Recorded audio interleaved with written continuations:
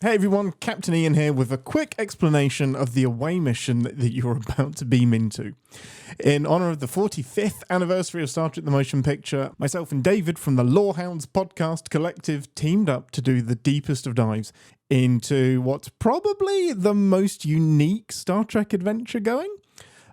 If you aren't already aware of them, David and the Lorehounds are an amazing group of people who put out more content in the genre universe than the Enterprise Library computer could possibly handle.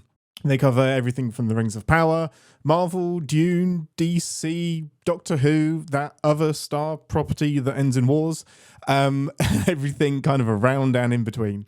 I truly encourage you to partake in the plethora of nerdery that they're podding out into the universe. You can find their links and all of their details in the description for this episode. They're honestly great people and they really know their stuff.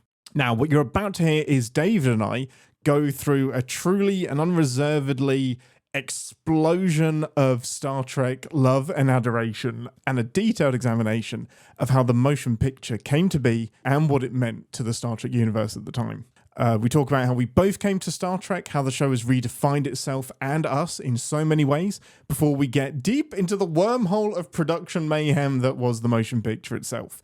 We wrap up with our individual rankings of the other TOS movies through to the Undiscovered Country, which very nearly results in some friendly phaser fire and an emergency beam out, but I will say no more about that and just let you enjoy it. David and I enjoyed this project so much that we're contemplating an entire series of shows dedicated to the Star Trek movies, a kind of deep dive Trek film festival. So if you enjoy this deep dive into the motion picture, share it with your Trek friends and please let us know how much you enjoyed it so that this particular human adventure can also continue into the next dozen or so Star Trek movies. Okay, that's enough from me. Enjoy the show. Go find David and the Lorehounds wherever you get podcasts from and say hi from Captain's Pod. Live long and Podsper.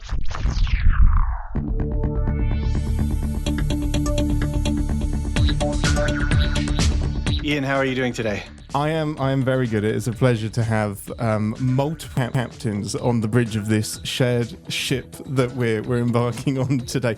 Have we named the ship yet? Because it doesn't feel fair to have it just on the Enterprise. No, and I was thinking about that too when I saw your notes and because what's her rank? She's Admiral? The ambassador. Yeah, I wouldn't dare give her the power of Admiral.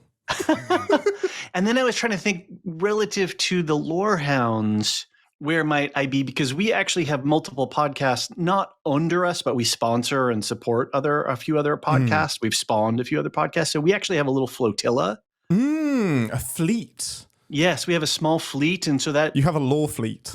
We have a lore fleet. I like that. I'm going to write that down. Lore fleet. And I think, and I was doing some quick internet searching, and I think I would fall somewhere around a Commodore rank. That is exactly, we're on the same wavelength. That is exactly, if I was going to give you a rank that was the original series specific, yes. Visiting Commodore would be absolutely perfect. Maybe from another sector's command. Yes, or a parallel universe. Oh, are we going to do some mirror stuff? Yeah, mirror. We absolutely should. Imagine if they brought that into the motion picture. Okay, well, that was a mind blow. Anyway. I mean, that could have been one of the scripts out there, but that does bring us nicely into why we've connected today. Yes, we have connected because I noticed that it is the 45th anniversary of Star Trek the Motion Picture from 1979. Over on the Lorehounds, I did a crossover partnership special project with Aisha from Every Single Sci-Fi Film Ever podcast, which is where she's going historically in film history, moving up through the sci-fi genre. A bold undertaking. A very bold, and it has her podcast name has a little asterisk on the end of it because and then down at the bottom it says almost because Perfect. Suddenly things start to mushroom out from there. But she's really addressing the roots, and she is such a joy to work with, and it was such a fun thing. We did an Alien because it's also the 45th anniversary. So Star Trek the Motion Picture and Alien came out in two opposite ends of the sci-fi spectrum in a lot of ways. Right? Yeah. And so when I was looking around, I was like, because I was looking at what the the context of Alien was in 1979, and then I was like, oh my God, Star Trek. I sort of my Star Trek fandom has been in hibernation a little bit. And obviously, we're very busy with other things at the Lorehounds. But then I saw that, and I was like, well, I can't not talk about the motion picture unless we wait for 5 years and do it at the 50th anniversary. Exactly. And in conversation with Aaron from Lore of the Rings, which is another one of our friend podcast alliance sort of, we're all sort of in this cluster together. He had mentioned that he was putting together a live show kind of thing. And Danae, your co-host, is a Lord of the Rings Tolkien a fan of note. Very much. And he was putting together a live watch kind or a live show type of thing following Rings of Power. Sadly, that got had to get postponed because of a hurricane. So pesky hurricanes. Yes, I tell you. This is the long way of saying that's how I found out about Captain Spot, because I hadn't been necessarily aware of you guys before, nor CinemaSins. So then I asked Aaron, and he connected me with you, and then we started chatting.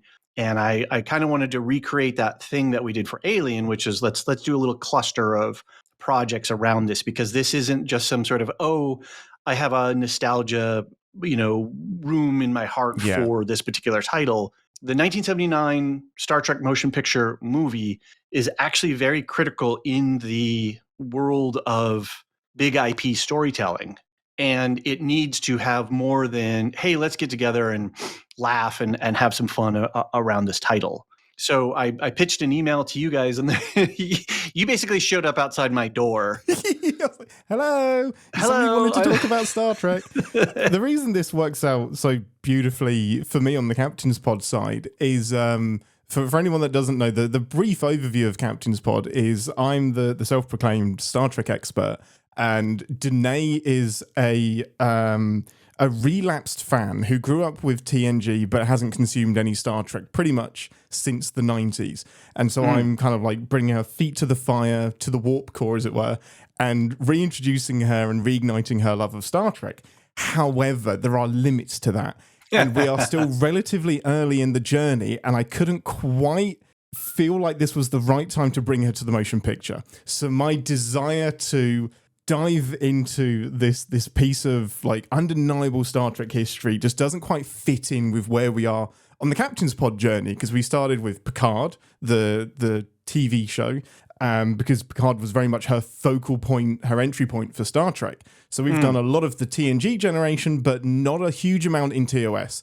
And it's really not fair to say, here's the motion picture. Let me explain what the original series is at the same time. So meeting up with you to talk about it is kind of a perfect storm in a nebula. Well, and this will be a good primer for her, because we're going to be talking largely about the meta context of the movie, production details, how the frickin' thing got made. It's not going to be necessarily a full taking apart the pieces of the movie as the movie itself, but more all of the stuff around it, the legacy, the impact. We'll talk about some of the stuff that we really enjoy about the movie. Yeah, just wait until I detour us into it, and it just becomes a love fest. Yeah, exactly.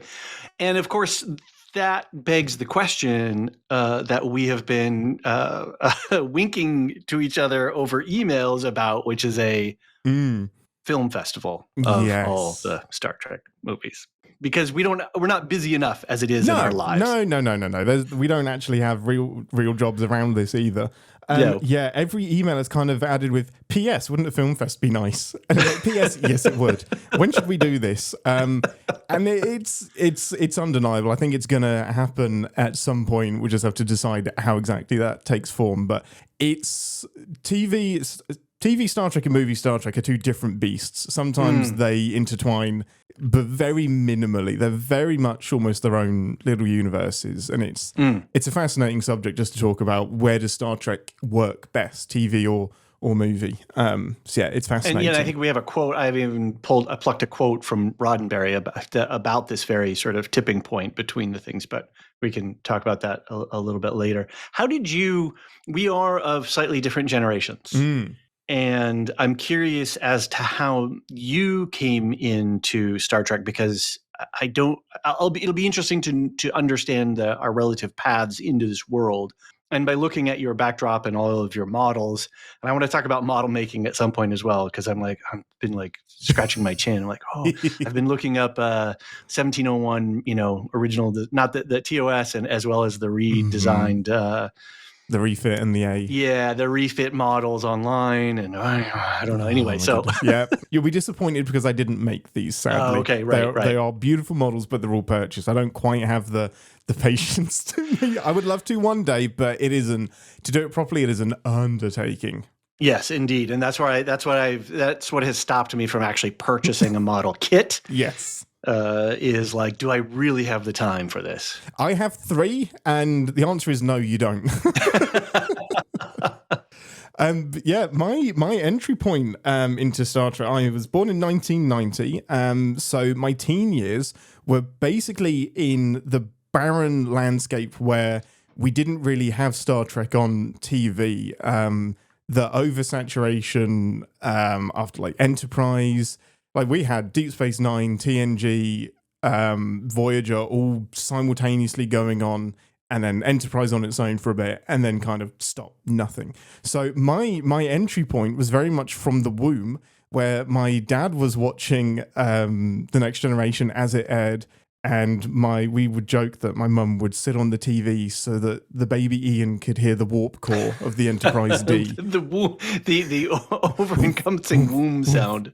Yep, so it's a very comforting sound. Which you guys play when you do your live Twitch stream when you're recording the Captain's Pod. Immediately calms my nerves.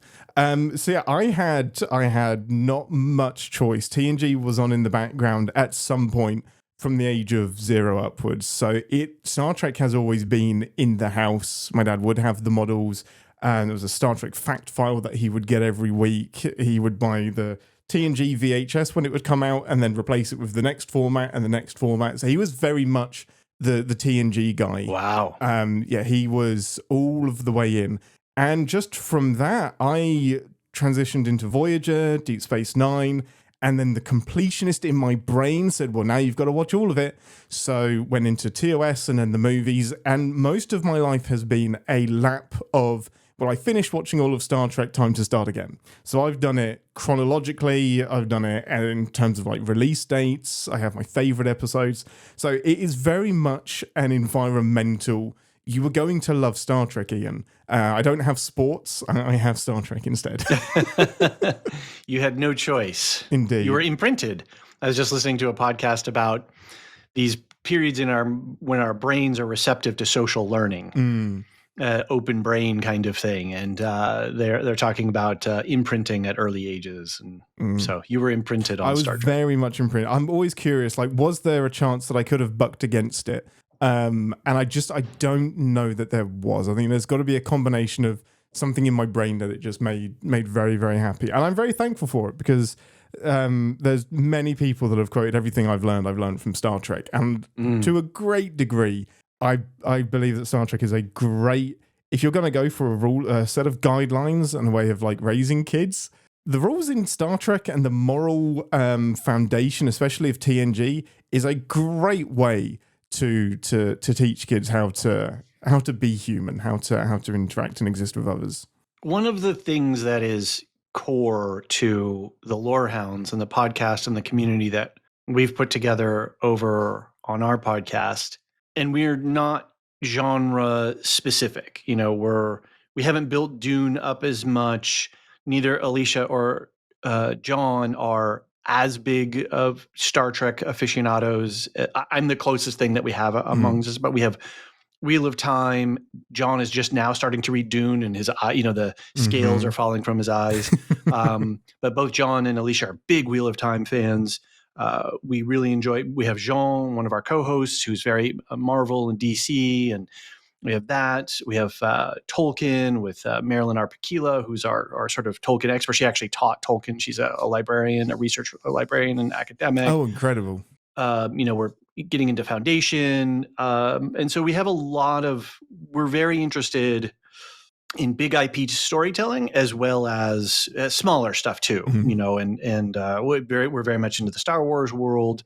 And one of the things that I think is critical to the engine that drives our interest in this kind of stuff, and we do a lot of book stuff as well, movies, is that it's a kind of literature, you know, it's a literature on screen, if you will.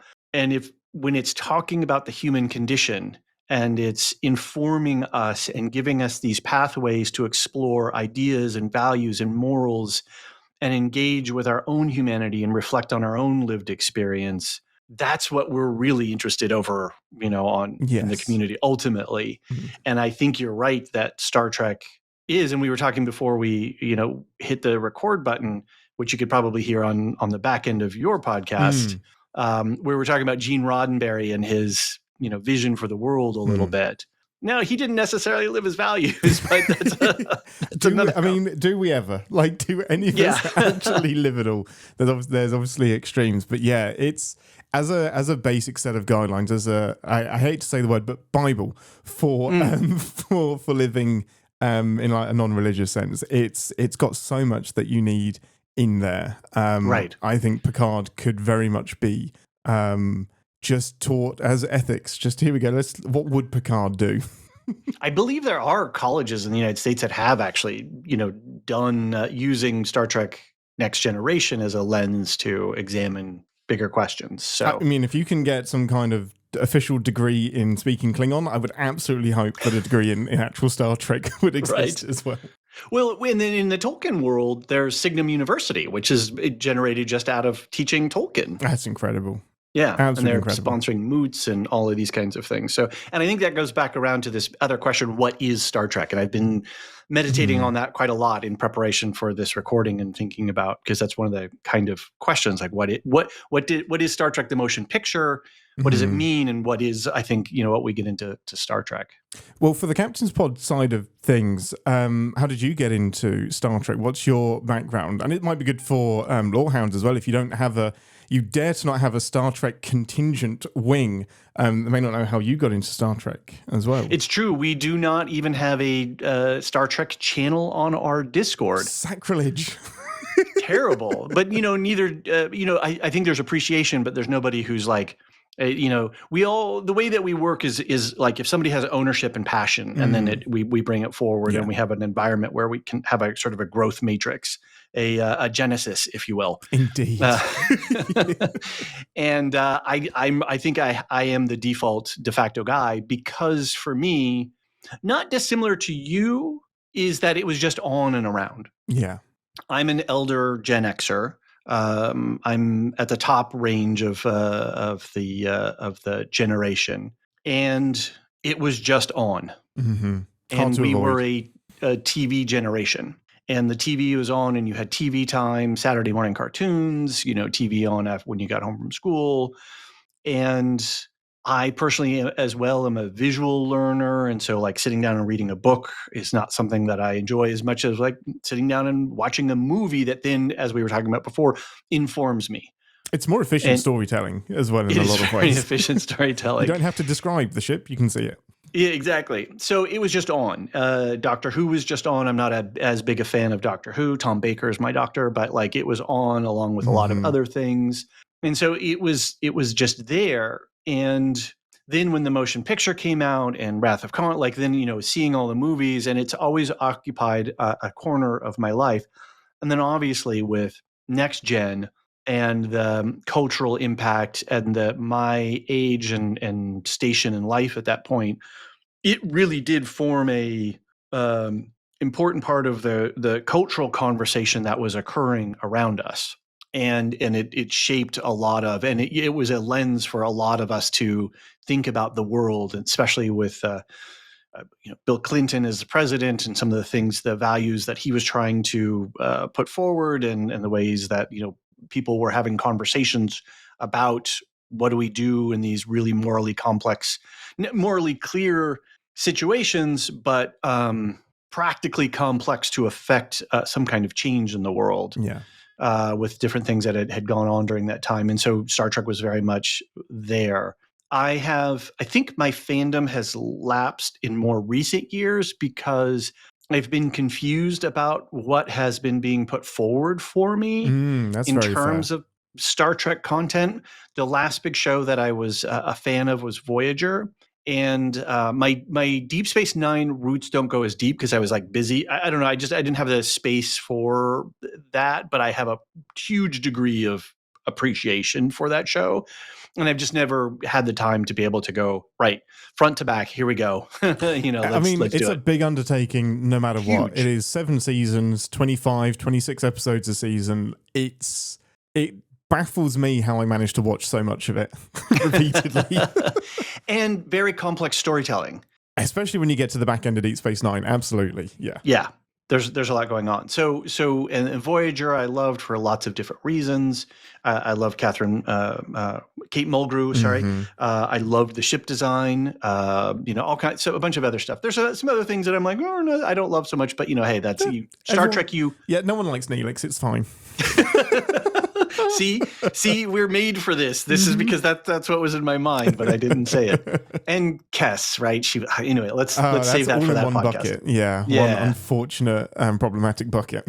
So then, with like Enterprise and some other things, I can't even list them all in my head. I would dip in, I would check them out a little bit, and then I was just like, there's something off here. The spicing, the seasoning is off. Everything looks right. The plate is delivered. It looks like what I ordered, but then I go to taste it, and it's not doing something right for me, which I think goes into that question of what is Star Trek. So anyway, loved it. Original series was on just around. The movies have followed all the movies up until the reboots, the Abrams reboots. And again, it's that same, something's off in the flavoring and the spicing, but all the way up through. And then Next Generation, Voyager, and Deep Space Nine. Deep Space Nine's then Voyager. And then that's really the history of my fandom, and not really engaged in the new television. That said, I'm still very glad that the new television, that the franchise is not, Star Wars. I have problems with Star Wars in the leadership of Star Wars because, and we were talking about this before, in a 16-year period from 79 to 95, there are 7 movies and they booted 3 television shows. Yeah. That is a phenomenal amount of content. It is incredible. And I was listening to the commentary behind the theatrical cut of the motion picture, which is something I need to get that. Oh, it's incredible. So there's a Blu-ray box set that came out a few years ago of the original series movies. And it has the theatrical cut rather than the director's cut. And this is my favorite DVD commentary that I've ever listened to. It has Mike and Denise Okuda, who basically, if you know what TNG looks like, they designed it. They made the LCARS system. Everything that you feel looks right about TNG is Mike and Denise Okuda. Judith and Garfield Reeves Stevens, who are prolific sci-fi writers, and Darren Doctorman, who's a visual effects supervisor, I think, art director along those lines. And they, at the very end, they said there are 4 pivotal points in Star Trek history. There's the Cage, the pilot episode that started everything off. There's the motion picture, which was bringing Star Trek to the big screen. Right. There was TNG that proved you can get lightning in a bottle twice. Star Trek isn't Kirk, Spock, and McCoy.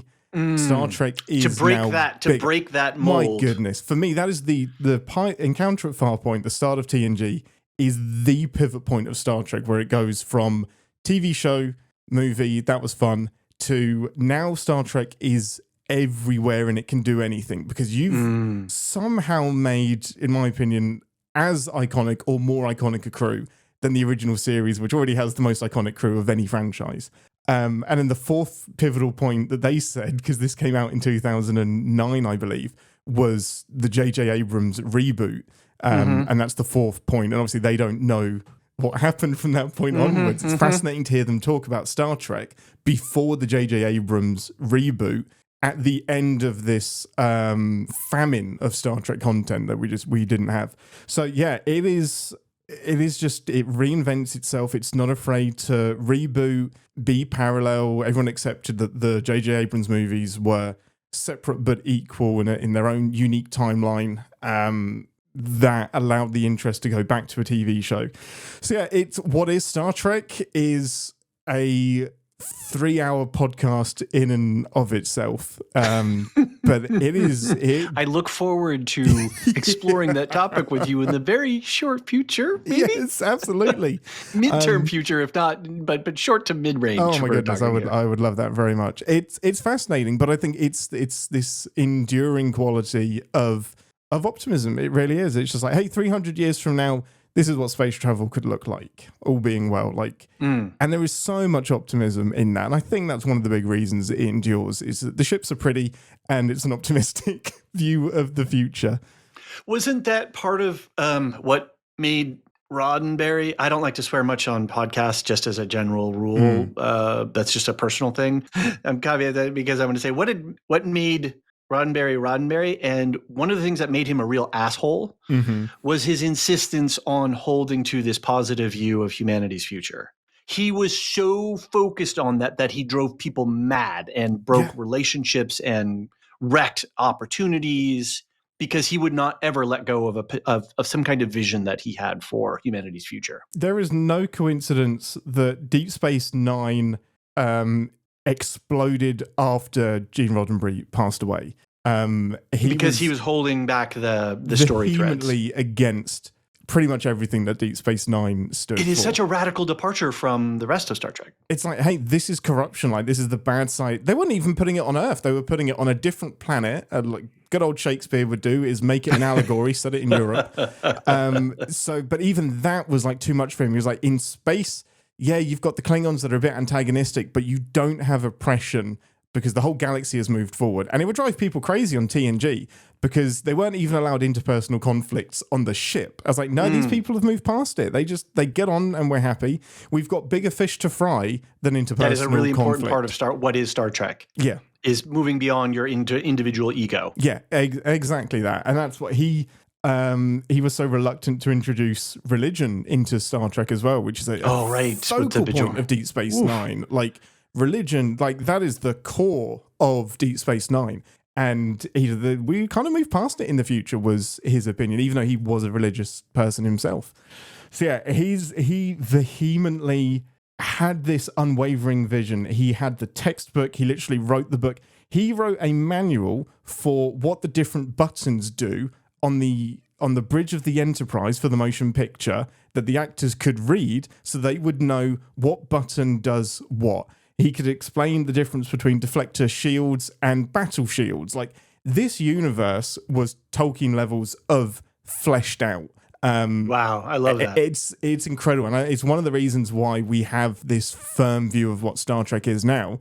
The downside being is that it is quite rigid and there is a lot of pushback when we depart from that. And I think this is a bit of a side note, but I think DS9 skyrocketed in popularity in the last decade or so because we have some distance from it and can appreciate it as a serialized story. And I think things like Discovery will age better with time as we look back on it. We can be a little bit resistant to what new Star Trek looks like because of how clear Roddenberry's vision was. And he passed away in 95, I believe, 95. So we've had far more Star Trek after... Well, we've had more Star Trek after Roddenberry than during Roddenberry, which is fascinating. Right. Yeah, anecdotally, I believe Tolkien once missed some publishing deadlines or something along the effect of that because he had to go back and rework the moon phases because such and such character was supposed to be at this place on this date, but the moon was actually out, so he had to like go back and refix everything. And then the publisher was like, "What are you doing?" There was one of the episodes, we'll get into this very shortly, I'm sure. But we promise that we're going to talk about the movie in a second here. We will. But one version of the motion picture was Phase 2, which was going to be a TV show. And one of the episodes that was pitched was essentially the motion picture, but the resolution was going to be because the Vija probe, which was actually called Tasha in Phase 2, created a physical body for itself. Zon, a voluptuous woman by chance? I 100% guarantee it was a naked woman for as much as TV could get away with a naked woman at the time. And their Vulcan science officer, Zon, His solution was to create basically their own probe that looked exactly like himself, and he would send that probe back into space, and this robot probe that looked exactly like a Vulcan would destroy the probe and blow it up, and that's how they would resolve the episode. It was brought to Gene, and apparently he was horrified. And I was like, oh, he was probably horrified because it's quite a violent way to end the episode. No, he was horrified because there's no way the Enterprise should be able to replicate robots that look exactly like the crew and act exactly like the crew, because that's not how replicators work, and it would break all of Star Trek. Like, at that point, he was just like, no, we're not doing this because that's not how my technology works. That's not... Interesting. You've got to look at Star Trek from this point onwards, and everything we write from now on means that they can replicate a robot to replace themselves and do something dangerous on the mission. Like, first and foremost, he lived in Star Trek and had to keep explaining his parallel universe to everybody that doesn't live there. It's just, and in some ways that's why, like, the stories... They need that guardian. They need that kind of gatekeeper to maintain the structural integrity of the show.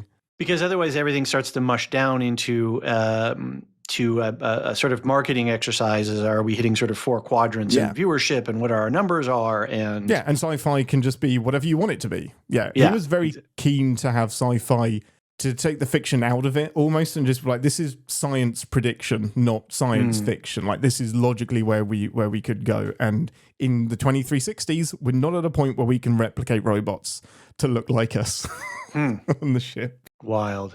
It's incredible. So let's make... Should we actually get into the motion picture? Should we start talking about it? Should we go back into our outline here, this beautiful outline that you put together? Yeah, we did actually write a nice structure for this episode, which about half an hour in, we haven't actually touched yet. Okay, let's get into it. Travel forward with us, 300 years into the future, to confront the greatest mystery ever to threaten mankind. This is the return of Captain Kirk. An alien object of unbelievable destructive power is less than 3 days away from this planet. The human adventure is just beginning. Star Trek, the motion picture. I'm Ian, this is David. Welcome to the show. So when did you first see the motion picture? I cannot... Because you have a very circuitous route into all of this. Absolutely. So my earliest memory is watching all of TNG start to finish. And then I would say... So seeing the movie, I'm really curious as to what your first reaction to the movie was. Yeah, so continue. Sorry, I'm like excited to hear this. It's fascinating to me as well, because I don't have a solid memory, because so much of this goes all the way back to my upbringing. I remember a deliberate choice to, Dad, I'm going to go all the way back to the beginning, and I'm going to start with the original series, and then chronologically I'm going to go through everything. And this was before the internet, so I had to ask him, what order does Star Trek happen in? Like, is Kirk before Picard? What happens? Like, because for me, Picard was my first Star Trek, TNG. So you imprinted. 100%. I was the Star Trek probe that had been that replaced Ian and was in the world. The Ian unit will now assist me with my observations. I had like a little flashlight in my neck that I would just flash every now and again. I remember seeing bits and pieces of like all of the Star Trek movies. Generations always stuck in my head. Spoiler, because of the Enterprise D crashing. Always stuck in my head. We should have probably given we'll do that in our pre-intros that, this is like weapons free. Yes. We are in a fire everything. Everything, yeah. So my earliest memory of the motion picture is falling asleep during it. Because I was... Sorry, I waited. Strategically, you did that on purpose. You saw me drinking water. This is why I drop it. Yeah, he's got a mouthful of water. I want to ruin his equipment. Now, in Ian's defense, the reason for that is Ian was very young. So the first few attempts, Ian fell asleep because my dad would work quite late shifts. So if we watched a movie, it would be quite late. Past Ian's bedtime, I would, without a doubt, fall asleep through it. So my earliest memory of watching the motion picture all the way through is sitting down and thinking, I'm finally going to do this. It's the middle of the day. I'm going to watch this and not fall asleep. But you're so socially conditioned to do Yes, 100%. This was my sleepy time movie. Like, I was like fighting it. I was like, you're going to stay awake. So I had a very negative view of the motion picture because young 10-year-old teen Ian was like, there's no action in it. I want to see phasers. I want to see photon torpedoes. So it wasn't until my late teens, 20s, when I did another full watch through of everything that I really appreciated it. And it has, every time I watch it, and I think I've seen this movie, it's the one I've seen the least, and I think I've seen it 20 times. It's every time I watch it, I appreciate it more. So I've gone from falling asleep during it to this is a masterpiece of science fiction cinema, and I would defend it all day long. Yeah, so that was my surprising introduction to the motion picture. And it's just, when you overlay that with the context of what it did for Star Trek and the proof of concept it was, we should be bowing down and any Star Trek fan should be bowing down and thanking the motion picture for being whatever it is that created the Star Trek that we have now. Because I don't think we have Star Trek. Like I said, with that, the commentary that I listened to, the Akudas firmly believe we don't have Star Trek today if the motion picture is the TV show that was planned instead of the movie. They are convinced it would have been a cool 13-episode run that died and killed Star Trek completely. So yeah, that's my interaction with the motion picture. I'm interested in yours, being a person, not to give too much away, that was around when it wasn't a thing. I saw it in the theater. You saw it, which is incredible. I am profoundly jealous. I think, and I would just want to go back and just say, I basically agree with your assessment and what the Akudas have said. There is so much that we have to acknowledge for this movie. And yet, from my experience in 79 and going forward up until this point, because I don't think I've rewatched it in quite a long time. And now I've rewatched it 2.5 times. I'll probably do it again. Did you fall asleep the final half? Well, I break it up. I have to break it up. I have a family. And so, with kids that and stuff, there's I don't get just uninterrupted. They're all falling asleep, so you have to rewind it all for them as well. Right. My daughter will wander in sometimes while we're watching, and she'll kind of look at the screen, and then she'll kind of wander out. Yes, but she's being exposed, right? There's a radiation effect. Yes, yeah. Start it young. So saw it in the theater. It was a monumental thing, and I don't think people. If you're of a generation where Star Trek has not been part of your life, or in these different entry points, there is a historical context that I think is naturally not going to get picked up on because it was one of those as lived experience things. This movie coming out was a phenomena that it was it was the first thing to come back of the franchise. And to have a big screen experience, we were not going to miss that. No. And having had the phenomena of Star Wars a few years earlier, and then everything else that was going on in the motion picture science fiction thing, where science fiction was really stretching itself out because we had technology and all of this stuff to be able to create visions on screen in big, beautiful ways, was really important. And we walked out of that movie and we loved it, and we were confused as anything. We were like, "What was that? What did we just watch?" Yeah, because I've learned since subsequently that the movie is different than the movie that they rushed out was not the movie that they had intended to have delivered. And so watching the director's edition for this process. Man, what a much better, tighter edit. So anyway, that confusion, it was there. But yeah, it was a big deal for us to have that and to have the return of this crew and these characters on big screen was really, really important. I will forever be envious of that. That I don't know if there's a more satisfying time to be a Star Trek fan than 79 through to like 80. 79 through to like 90. Yeah, I was going to say 80. It's a very short period of time. You had the joy of watching the original series. You had to wait. Okay, you had the animated series to kind of keep you going a little bit, a couple seasons of that. Which was weird because that was also on, and it was like this Saturday morning cartoony thing. Roddenberry hated that. It was never meant to be a Saturday morning cartoon. He despised that time slot. And I think I need to go back and rewatch there's some good stuff in there. It's very similar to the motion picture in the sense that the reins were let loose. So it was like, hey, you can have a cat on the bridge of the Enterprise. You can have all of the technology that you wanted to show. You can do it in animation now. Like you can draw it. You're not limited by props and costuming. So they let loose with a lot of those stories. And there's some great Star Trek in there. But yeah, living through that time period, I am so envious because you have like the remorse of losing Star Trek from TV.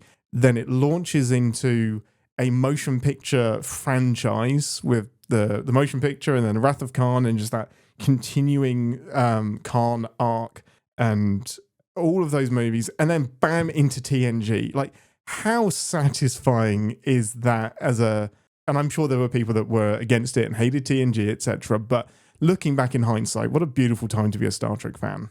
Yeah, it really... And we look at the timeline as you're doing, it's incredibly rich. Yeah, I think I'm with you in your assessment that the more I watch it, the more profound, is that the right word? How impressed I am at what Robert Wise did. Yes.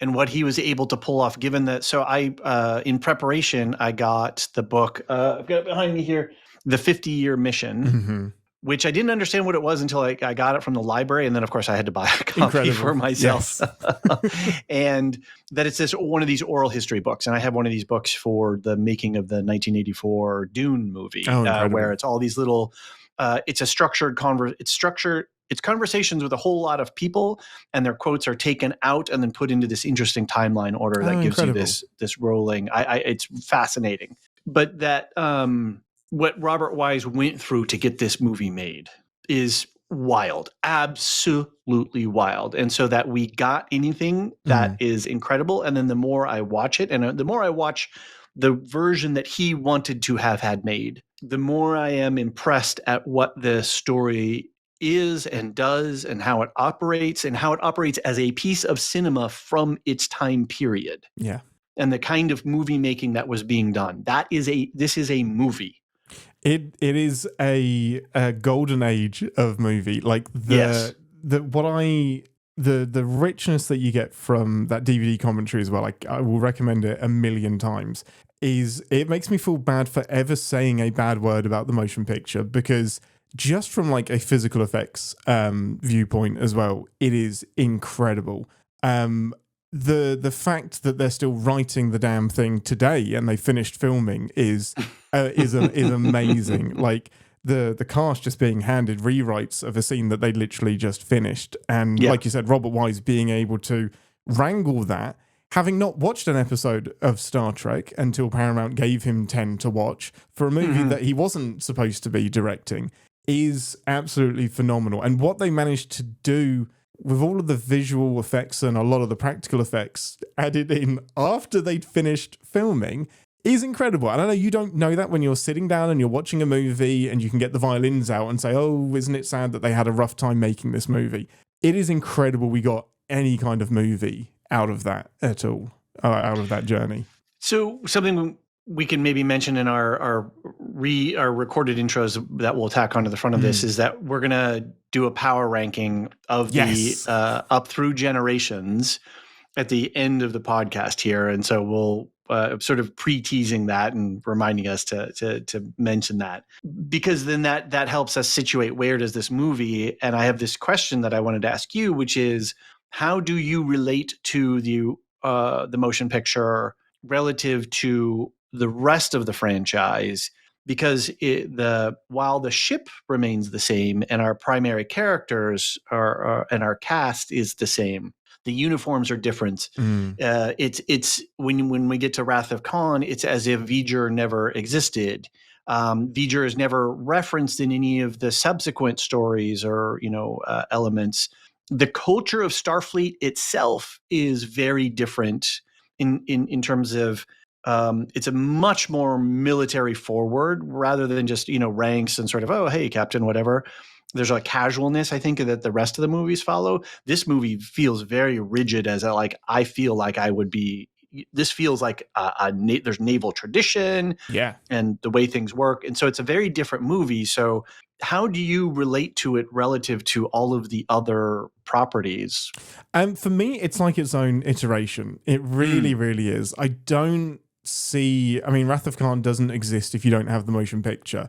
But the original series movies really start... The continuity starts with the Wrath of Khan. That really is Star Trek 1 and then everything onwards. The motion 100%. Picture very much is this phase 2 project. Like, it is a sequel to the series and really a test bed for the Star Trek that was to come. Some of it we kept, some of it we didn't.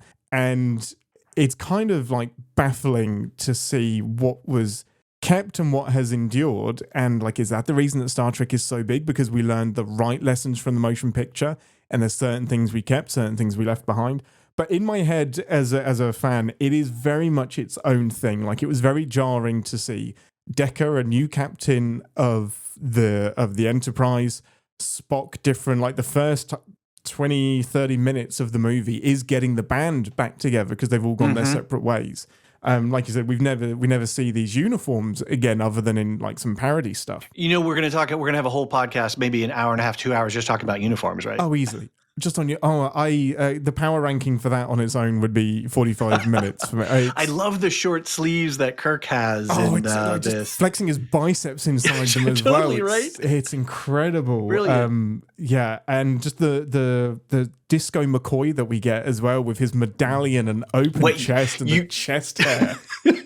You strategically placed that again just as I was taking another drink of water when you said Disco McCoy. I almost ruined my equipment a second time. He materializes as this. He's literally just come from a German discotheque, angry at the world. But it is, everything about this movie feels different. It feels like its own thing.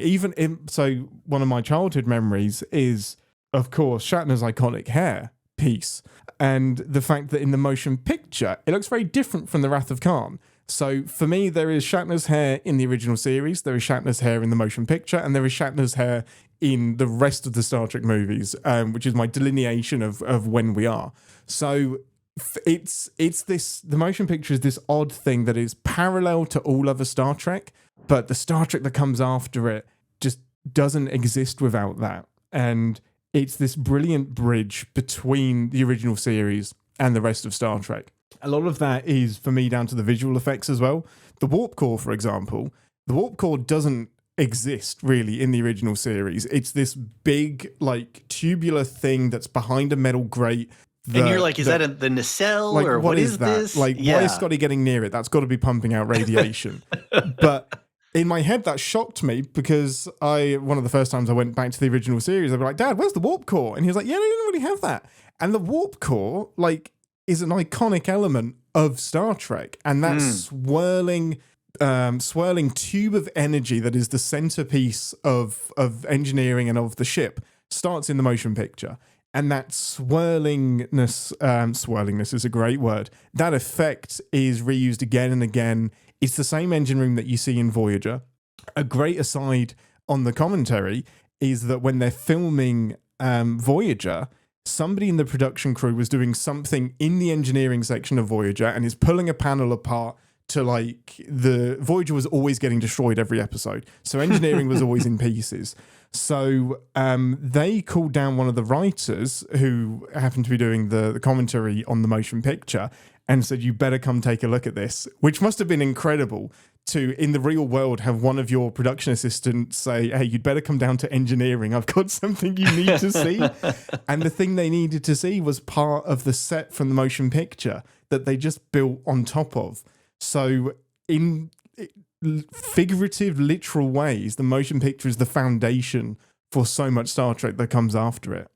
Literally, because ships, sets,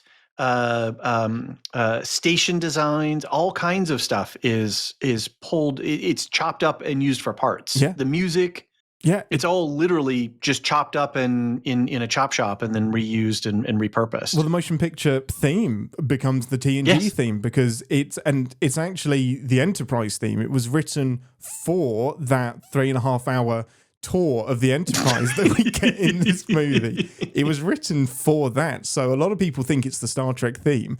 It's the Enterprise theme. It is a theme for the most important character in the show. And that is from the motion picture. So it can be belied as a little bit boring and poorly paced, but it is the template for a lot of Star Trek that came afterwards. I mean, quite literally, because Michael Okuda said that some of the panels that he designed for the bridge were redesigned and retemplated. But when he went in there, when he rejoined for one of the other projects, I think Star Trek V, he lifted up some of the panels and found his original designs under there. Amazing. So they would just build on top of it. And he was just like, that's it. It's still there. That's the same bit that I was going to make. And it's such a great metaphor for what Star Trek is, just building on what came before. So, little bit of a turn here in topics. And one of the things that we have notes on here is like, what are our favorite things, or what about the plot or the movie or the story. And I just finished an additional watch the day before yesterday, and I was making note of how they did the photography of the models of the ship. Yes. Every time the Enterprise is on screen, it's with this gentle, loving, sorry to be so. No, it is. It's caressing the ship. And I think to understand why they made those choices in how they shot the model, we have to understand that in the television show, the ship is a character that is never... we didn't really recognize it as a character, but it was a character, and it was part of the crew as much as Chekhov and Sulu and Uhura and everybody else is. It got more screen time than any of those people. It's the only presence Shatner couldn't compete with. Yes, it's true. It's really sad. Anyway, so then to have the opportunity to put the Enterprise on screen with that level of detail and special effects was something extraordinary and something special.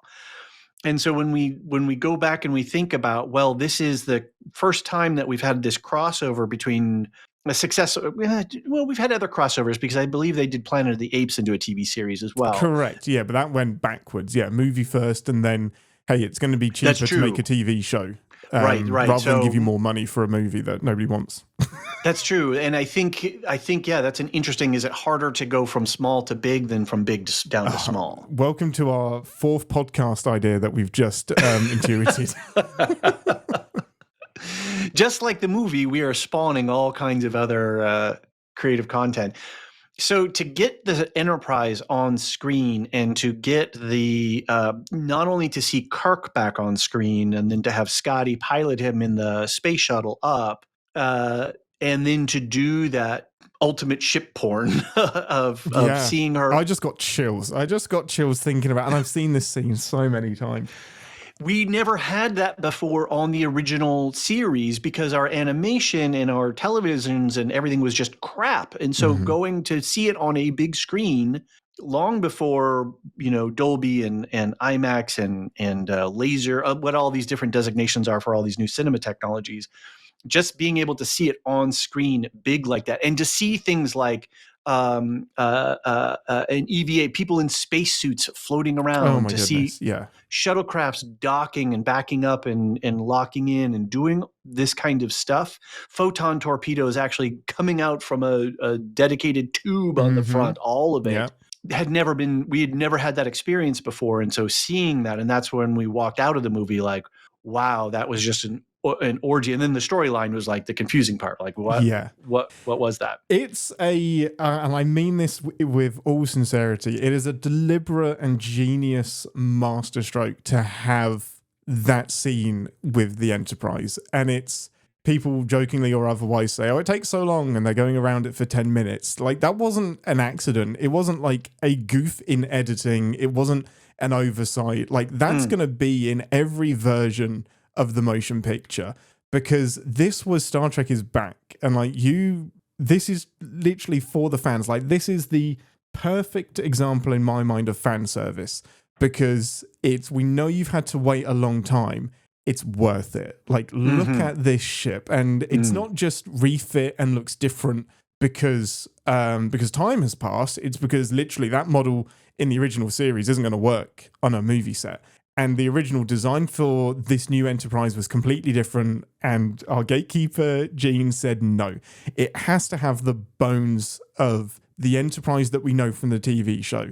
It has to, at a glance, look the same. And the restraint in designing the refit Enterprise is phenomenal, and it's hard to not call it my favorite version of the Enterprise, because you realize that you've just spawned a fifth podcast.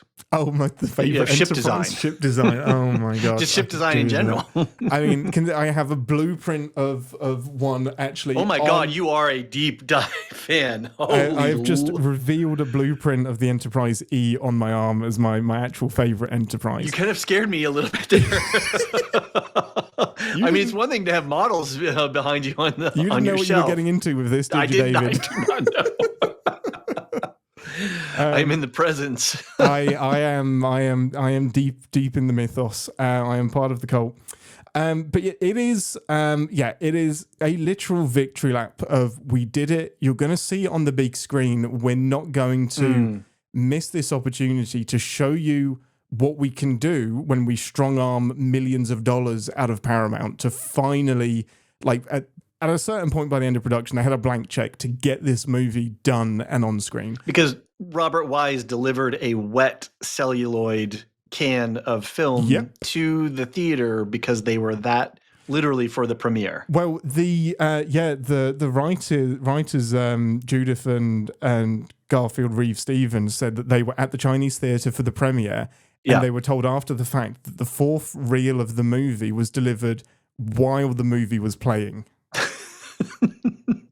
And it got hooked up somewhere at the halfway point, and that is just I cannot imagine that happening today. But yeah, we'll get into that for sure, the special effects that happens afterwards. But this tour of the Enterprise is a victory lap, and I ironically believe that this is Shatner and Doohan's best bit of acting. In throughout all of Star Trek. Like, you can cite Shatner's speech when Spock dies, spoiler. You can cite anything you want, but them in a pod reacting to something they can't see, and so perfectly, is incredible. Shatner, the way he looks at the Enterprise like a lost lover, and just this beautiful thing that he doesn't even have a picture in his head. Like, he may have like a bit of a blueprint, but he doesn't know what he's looking at. And the way I believe that he's looking at the Enterprise, the way the fans look at the Enterprise, is so perfect. It's one of my notes in a movie breakdown is that Kirk's reaction on his face is our reaction. He's telling us how to react to this. It's perfect. And I don't think he even needed to tell us, but he's with us. It's like, oh, I'm with Kirk at this moment. Yeah. And that's the brilliance of Robert Wise's direction. Yes, absolutely. And Scotty is reacting to Kirk because Scotty has been there throughout the entire refit process. This isn't his first tour around the Enterprise, so he's enjoying seeing his captain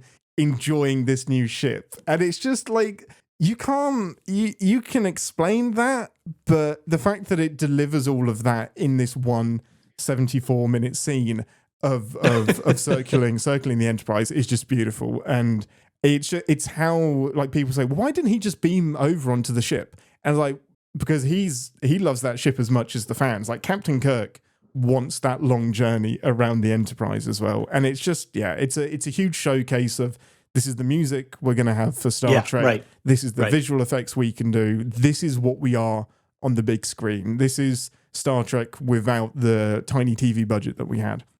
And Scotty's pride, like, one of the things that I remarked on in my own mind is how prideful Scotty is, because he's worked all throughout the original series he's been the one to keep the Enterprise going. And so he's very intimate. And then to see, Kirk's reaction and then his pride at the fact that his like you said, his captain is just beaming. To quote Carol Marcus in The Wrath of Khan, can I cook or can't I? Yes, Scotty, well played. You can cook. Yes. And you're right. The when you then dive into the history of the special effects process, it was an absolute nightmare, and they dumped buckets of money into it, from what I gather. Mm-hmm. With one agency that actually couldn't deliver, and then they had to change after the fact. Yeah, so the original budget, Gene was given $15 million to make a Star Trek movie. By the $15 million in 1977, which is a phenomenal amount of money and a big kind of leap of faith as well that, okay, Star Trek's doing well enough in syndication, have some money. And it hit a high watermark for the most expensive film once it was released, and all said and done. It was the most expensive film at that time. Yeah, and it is baffling how much money was spent during and then after the fact, because the final total went from 15 million to 44 million. It went over budget by over 120%, and it is stunning. 15 million, I say 10 million of that is just in the physical effects. So 75% of the entire original budget went to the visual effects. So no cast, no crew, no script, no writers, nothing, just all visual effects. And that's the bit that they were kind of strong-armed into, because they originally wanted his last name has just escaped me, Doug Crumble. Trumbull? Trumbull, thank you. I got my umbles confused. Obviously, he'd done 2001 Space Odyssey, and they wanted him for this, but based on the original timeline, he wasn't available, and he couldn't do it. He was also reportedly fed up of making special effects for other people's movies and wanted to make his own film. But the movie took so long to make and was delayed so much that eventually he was available. But they'd already used Robert Abel and Associates, who were relatively new to the industry, but said, we can do this, we can deliver it on time, that's fine. Over promised and under delivered. And gradually, over the course of 1979, so they had to deliver this movie into theaters for Christmas of 79.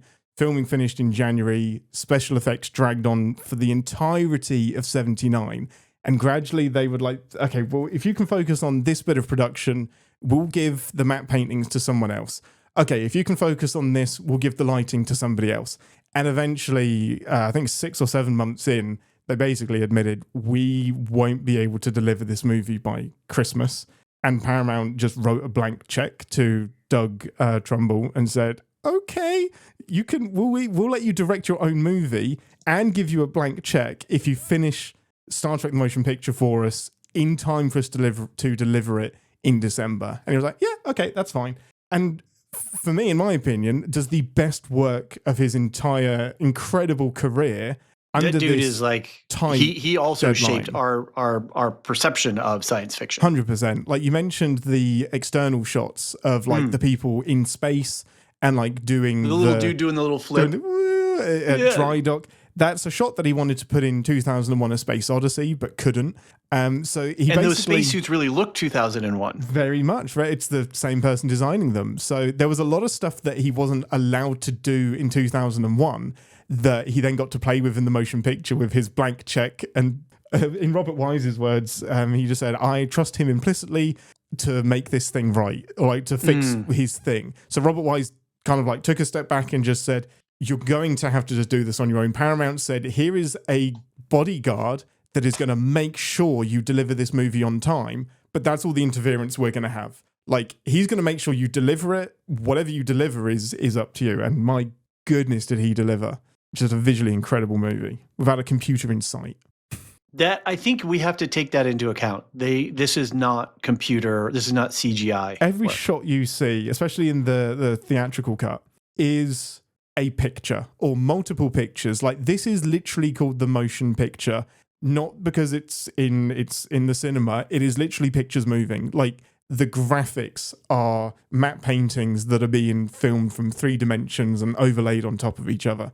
Like everything you see is a physical thing that exists on the set that they used clever camera trickery to make look like a nebula, a warp field, the light streaking, like literally painting the Enterprise as it goes to warp to get that streaking effect and putting streaks of color on it. Like, and it just, you can tell, like for me, CGI is great, but this physical model, physical doing things has a depth and richness that I haven't seen anyone replicate on a computer yet.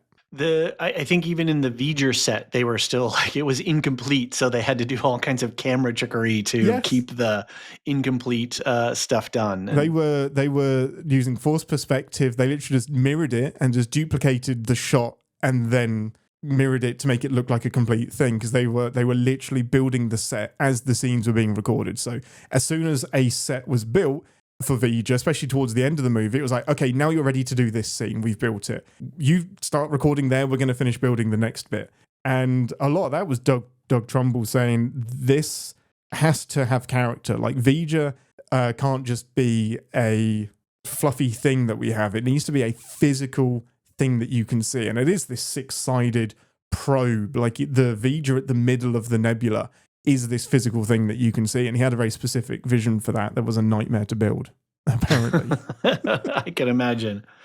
I think that's an important point that you brought up there too, is the not a computer in sight, because when we talk about what edition we're seeing on screen, we need to have that as to inform our understanding of what we're watching, because the director's edition, it's called the director's edition, not the director's cut. It's a director's edition, does have CGI in it.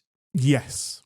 To just fill in a couple of gaps that were never quite done correctly. Whereas there are, correct me, how many versions are? I can count 3, not including the 4K version of the director's cut. Yeah, that's the fourth one that I would say, because there was a cut that they re-edited for ABC called the ABC cut that they released on TV to go into syndication and to go onto ABC.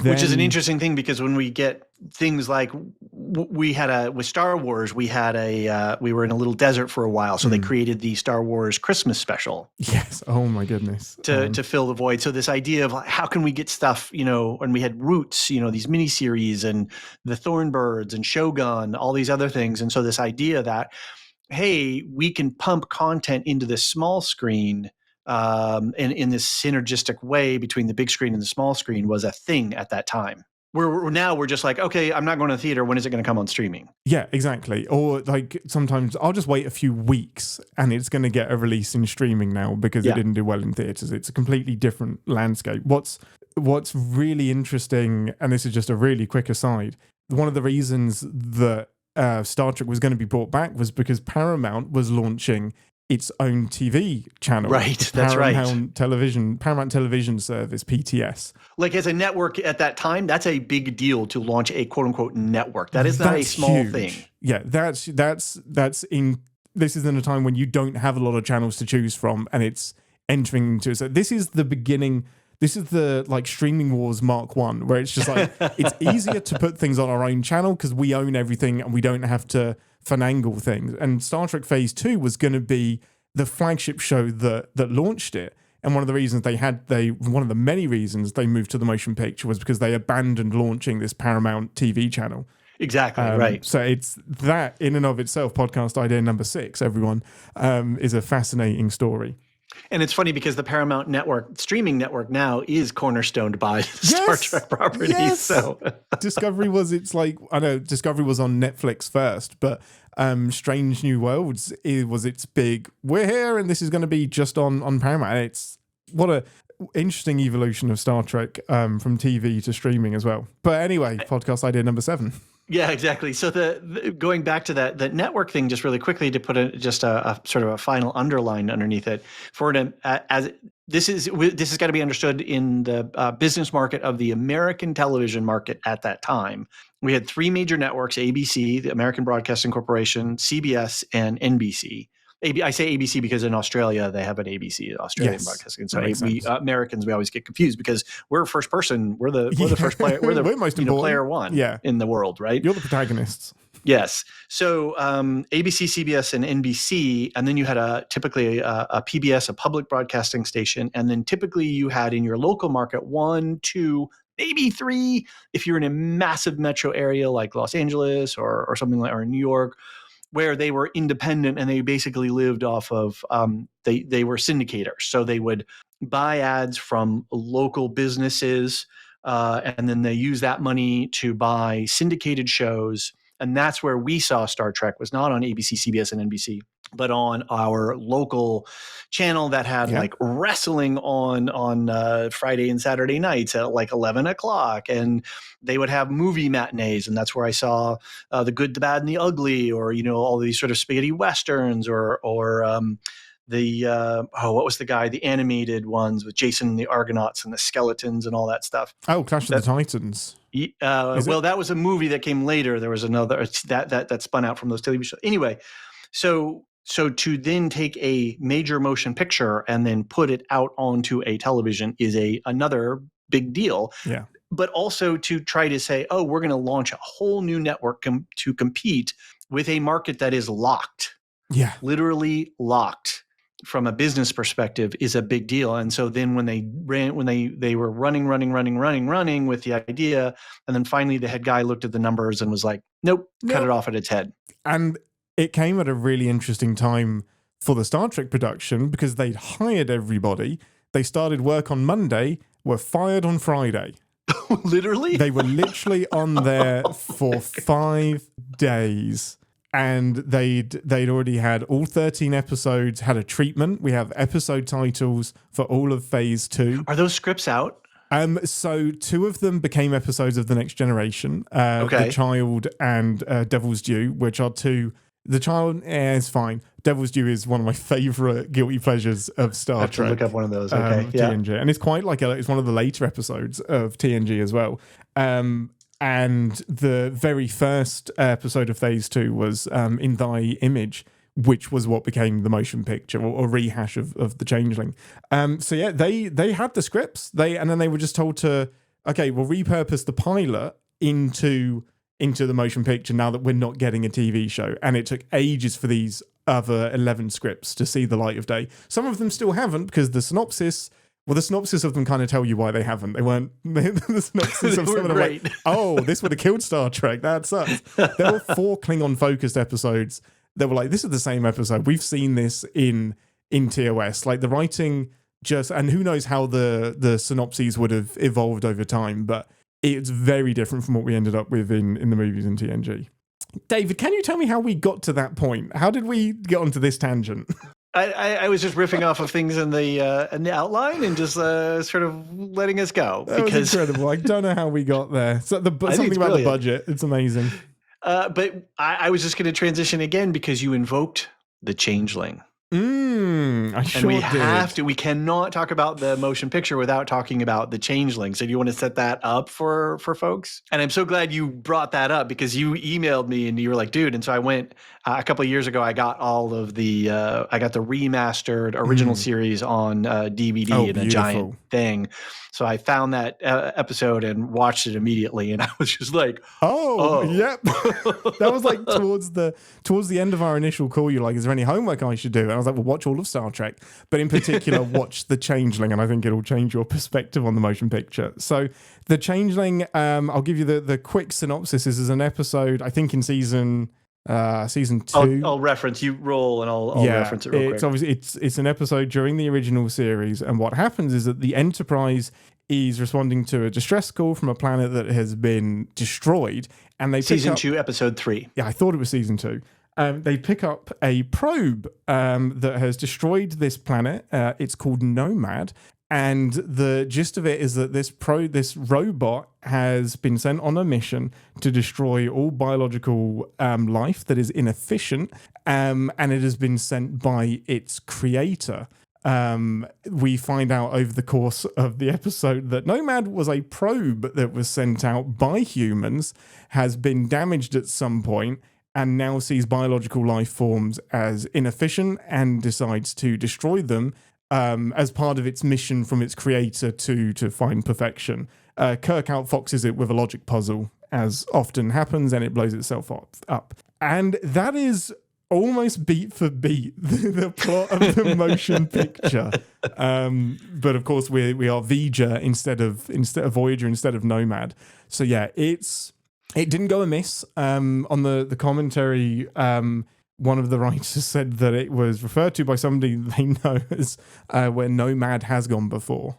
But it's, for me, it's different enough. They're like, what's the saying? There's only like 12 stories that have ever been told, or 6 stories. There's only one. Yeah, there is only one. If you talk to my fellow Lorehounds hosts, it's the human heart in conflict with itself. Oh, that's amazing. Everything boils down, in my opinion. So fight me. They say exactly something very similar at the end of the commentary, which is something was not as it seems, is the one storyline that you need. Right. But yeah, it's different enough, but it's hard to mistake that this is the movie version of The Changeling. And what baffles me is that this was going to be the pilot for Phase 2, the new TV show. So Star Trek Phase 2, or Star Trek 2, as it was going to be called as well, Episode 1 was V'ger with Decker and Ilea and everyone. Basically, the story that we see. Oh, and the other science officer. Zon was going to be Spock's replacement. Because Nimoy was doing other things, and there was a big conflict. I don't want to say conflict. There was a whole bunch of stuff that his likeness and rights were being used sort of outside mainly of merchandising. He wasn't seeing any of the dividends from the products that were being made in his image, not just like the bootleg stuff, but legit Star Trek stuff. So, and I think that's completely fair. He was also, Nimoy was going through this big thing. He published a book saying, "I am not Spock." Like two books. Yeah. I am not Spock and I am Spock. Exactly. Yeah. But he was very much in his I am not Spock period, where he's trying to distance himself from this character. He's trying to do other movies. He's trying to do stage. Yeah. He's actually trying to produce things. Exactly. Yeah. Sing in some respects as well. Yes, there is an album out there. The Ballad of Bilbo Baggins, to link it back to our lovely Lord of the Rings. But yeah, they could get Shatner back. They weren't too sure how long they could afford the Shatner, which is why they had Decker waiting in the wings to take over as captain if they got season 2. Oh, interesting. I didn't realize that. So they were pretty convinced that they weren't going to be able to afford Shatner for a second season where they're going to get that. Everyone else was fine because they only paid them tuppence. But yeah, Leonard Nimoy, they definitely couldn't get back. They wanted a Vulcan on the bridge, so they hired Zon. Dave? Which goes back into the question of what is Star Trek, and when we breaking the cast mold of having a Vulcan on the bridge, I think is one of those things that you've got to, but then that goes to a deeper question, which is what is a Vulcan, what is a human, and that struggle is one of those things that is what is humanity is one of those Star Trek questions that makes Star Trek Star Trek. Anyway, sorry. It's why TNG has a Vulcan on the bridge. They just made him a robot and called him Data.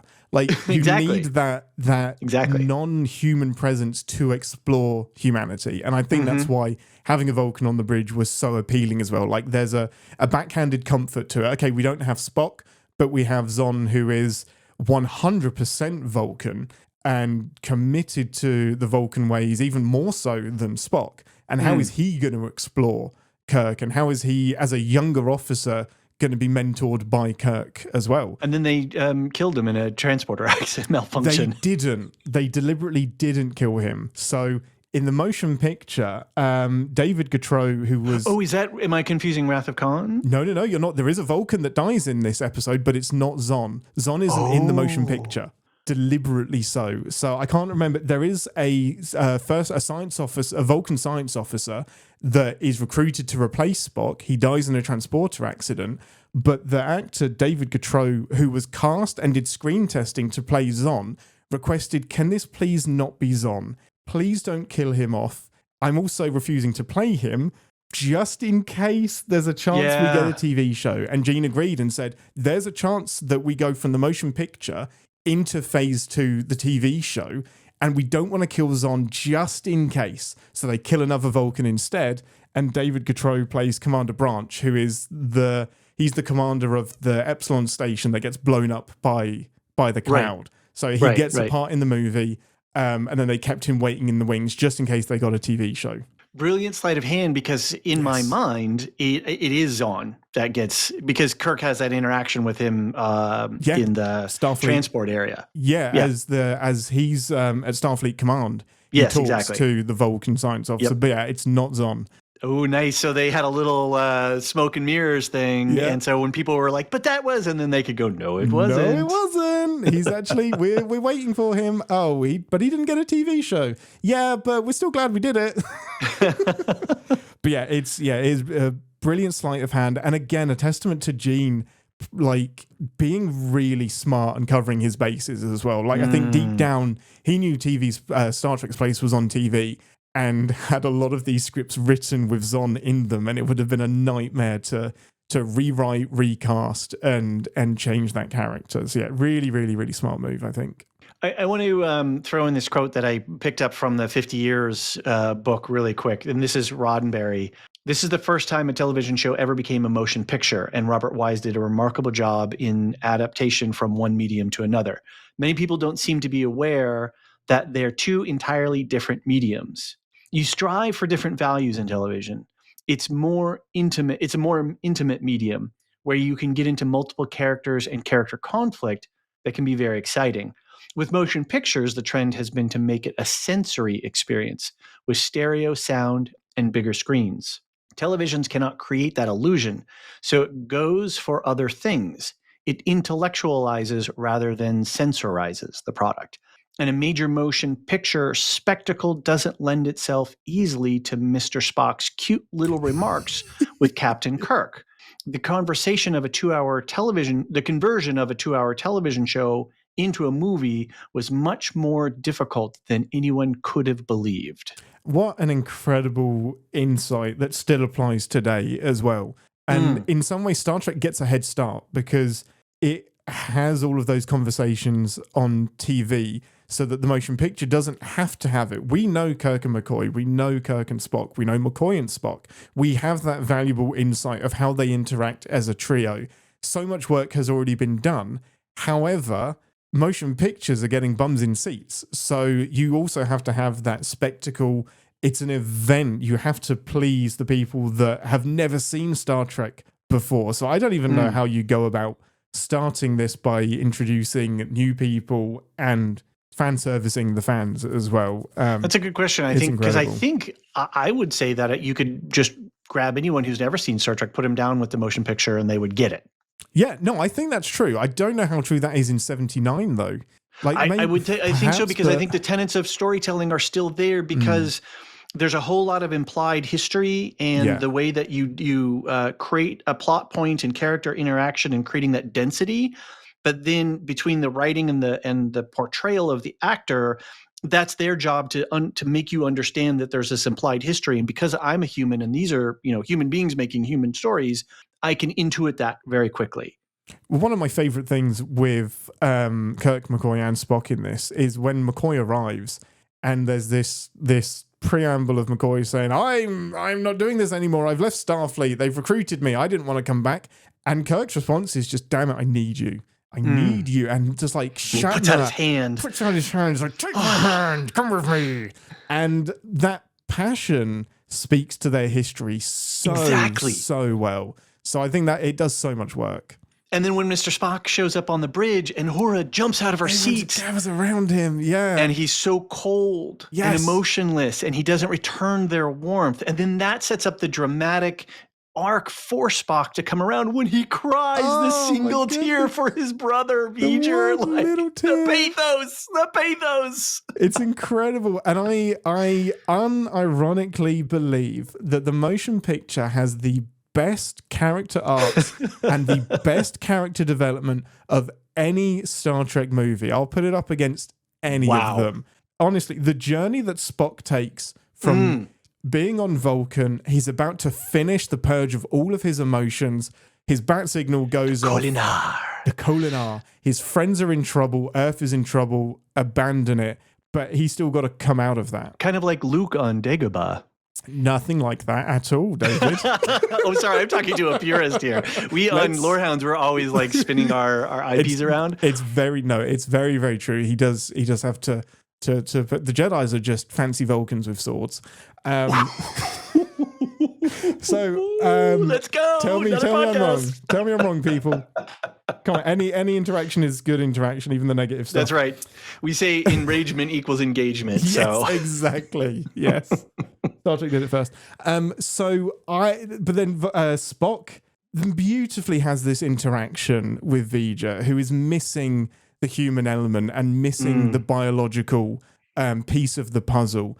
And that scene in sickbay, I think that's one of the beauties of the director's cut, is that we get the director's edition is that we get a bit more of Spock's emotion in there as well, and a bit more of that interplay between him and Kirk. And his arc from there, where Kirk is holding his hand, Kirk has his friend back, Spock reconnects with why emotions are valuable. And by the end of the film, we really have the crew that's ready to go into the Wrath of Khan. So yeah, there's a big difference between the Wrath of Khan and the motion picture, but it happens during the Wrath of Khan. And McCoy's brought back into the fold. Kirk goes from this stuffy admiral that's been behind a desk back into the captain's chair and understanding that's where he needs to be. The development of where all three of them are, sadly no one else gets any development other than screaming, but where the three of them are throughout this movie, especially Kirk and Spock, is so deliberate and often, I think, overlooked by pacing issues that people put forward. Well, if we go back to that idea of the motion picture as being a source element, a source for all these different elements that then ultimately get broken up and added to things. We're the only ship in the sector. Under repair. Yeah. Not finished, not ready for the mission because it's being repaired. Exactly. Damn it, Jim, you should never have taken that promotion. Yes. Right? Like getting back the command is there. And then obviously all of the other standard tropes of Kirk with Bones and Spock on either shoulder of his humanity. But yeah, it really does create the material that gets used later on over and over again. Yeah. It cemented that. Like, we'd seen it in the original series. We knew that McCoy was the troll that was just going to prod Spock at every opportunity. Spock was going to be the voice of logic, and Kirk was the bridge between the two of them that came with the final answer. And the motion picture capitalizes on that, develops it, and then for me, the bit that feels a little bit jarring is Decker and Ilea. That's the bit for me that would have worked in phase 2 that doesn't 100% work for me in the motion picture. I'm not saying it's like it doesn't work at all, but it feels a little bit jarring. And I think the reason the rest of the movies kind of get held up more is because the focus is on our core crew. Uhura, Sulu, Chekhov, Scotty, they all get more time. Whereas the time that they would have had is given to Ilea and Decker in the motion picture. And understandably for what they were trying to do. It's interesting. I was going to say that my only nitpick on the film, and I hadn't really considered whether the Ilea Decker thing is a drawback. Well, I guess I have two drawbacks for the movie overall that are not in the thematically placed arena, but more in sort of a movie. Does the wormhole thing with the asteroid is that really necessary? It does give us some mechanical elements to why Spock has to work in the engine room, which is great. Oh, I could talk about that scene at length.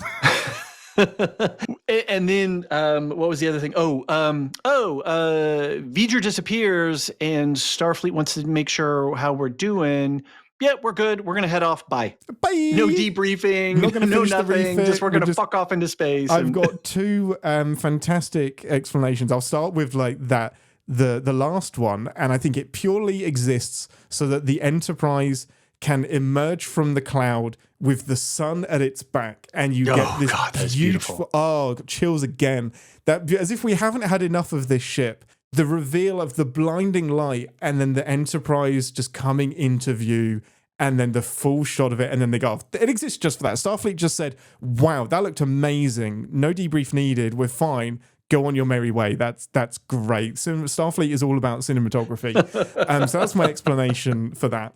Now, the wormhole is fascinating, and I completely agree that the function of the Enterprise getting sucked into that wormhole, I've just said sucked, and a physicist is going to come at me and say, technically it was parabolically vectored or something like that. It was, whatever happens to the Enterprise that gets it into the wormhole. And a very different wormhole from other wormholes, you know? Exactly. It was more of a slipstream. Wasn't there some slipstream stuff in some other Star Wars? Star Trek, you said? I'll allow the to pass. I'm in so deep. I have penance. It's okay. You have to say 4 Gene Roddenberries, and then I have to go do some Kulinar work. You have to purge that from your system. There is a quantum slipstream drive that replaces the warp drive very briefly in Voyager. In Voyager, okay. Well, there's a energy wave that tries to replace warp cores as well, and that's in TNG. Okay. Anyway, all of the side notes. Anyway, this scene, the function of this scene fundamentally is to show us that Kirk doesn't know what the F he's talking about when it comes to piloting the new Enterprise. And Decker knows his stuff. And if Kirk continues, man's going to get people killed. And this is all about giving Decker some power. The way it sits a bit strange for me is that, man, it'd be great if we ever saw Decker again, but he obviously doesn't exist in Star Trek after the motion picture, which is why, for me, going back, it feels a little bit jarring, because we're building up this character that they didn't know at the time wasn't really going anywhere. I know you have like the ending, but that ending wasn't written when they wrote this scene. So I don't think they even fully decided Decker wasn't going to survive this movie by that point. Because they literally, Decker, Ilea unit, whatever we call her, and V'ger itself, gone. Yeah. Gone. All of it vanished. There's a new. We've created a new life. I hope we gave it a good start. Well, we'll never find out. That's it. It's done. But that's the function of that scene. But it is a very long way to do it. So then the function is also showing off visual effects that were an absolute, by all accounts, nightmare to create. And the original... Without computer, that would be... I have no idea how they did what they did. How they did it is incredible. It's literally recording a laser that was shooting down onto... It was a piece of material, and then they kept rotating it, and they'd spin it. So, you know, like... Do you have spirograph in America? Yeah. Basically spirograph with a laser, and then the camera... On a some sort of platform that was spinning, that was being photographed from above or whatever. And the camera would move in 3 dimensions around it to give the spinning effect as well. Oh, so they weren't just spinning the platform thing, they were spinning the camera itself. I think the platform was stationary and the camera was moving around it. From what I could understand from the theatrical cut DVD commentary is incredible, because these are not necessarily the writers, but these are the visual effects people. And so the camera was moving in 3 dimensions around this laser as it was lasering onto this material. And that's what created the effect. The distortion of the crew members moving around. So that was created by basically multiple exposures on multiple cameras, people having to repeat the same movements to get the delayed effect and the strobing. It was one of the longest scenes they had. It took them weeks of filming to get this right and to line up enough shots that married up together.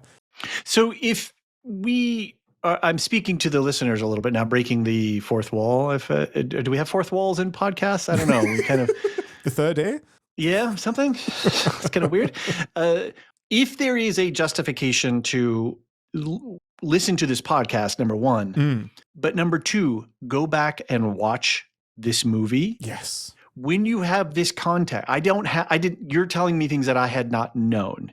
And I was just like, this is kind of lame special effects. And I know it's 1979. And what does this really do for the story and the plot and the characters? When you understand the visual craft, that these human beings they were fighting every day with the studio. Roddenberry was up their backsides. The studio was on them. The director, everybody was fighting all the time, and that they were able to make this scene with that streaking. Mm-hmm. And then you tell me that took them weeks to make that. It is a showcase for visual effects, and it isn't the same mindset that the majority of movies go into today. Now, special effects is almost a dirty word because it's whatever Marvel is doing, or it's whatever is replacing. Are you watching the franchise? No, it's haven't. on HBO Max. Oh, HBO Max is such a difficult thing, so we can't get that in England. We have to do it through another streaming service and another cable package called Sky. So I miss out on so much, like the Penguin, missing out on the Penguin almost entirely because it's on a cable package I don't have. Frustrating. Anyway, when you get when it comes around eventually to getting it, the franchise, which is I don't know if you ever saw Silicon Valley, which is a send up of the Silicon Valley culture, tech bro culture. This is a send up of the Marvel DC IP franchise, movie franchise industry. It is an absolute riot. Anyway, that's incredible. That sounds right up my alley. This is the Olympics of special effects, and without using so much, so all of the monitors on the bridge, just as a quick aside, the monitors on the bridge aren't backlights. They aren't backlit graphics. They are 8mm and 16mm films that are playing a graphic that has been recorded.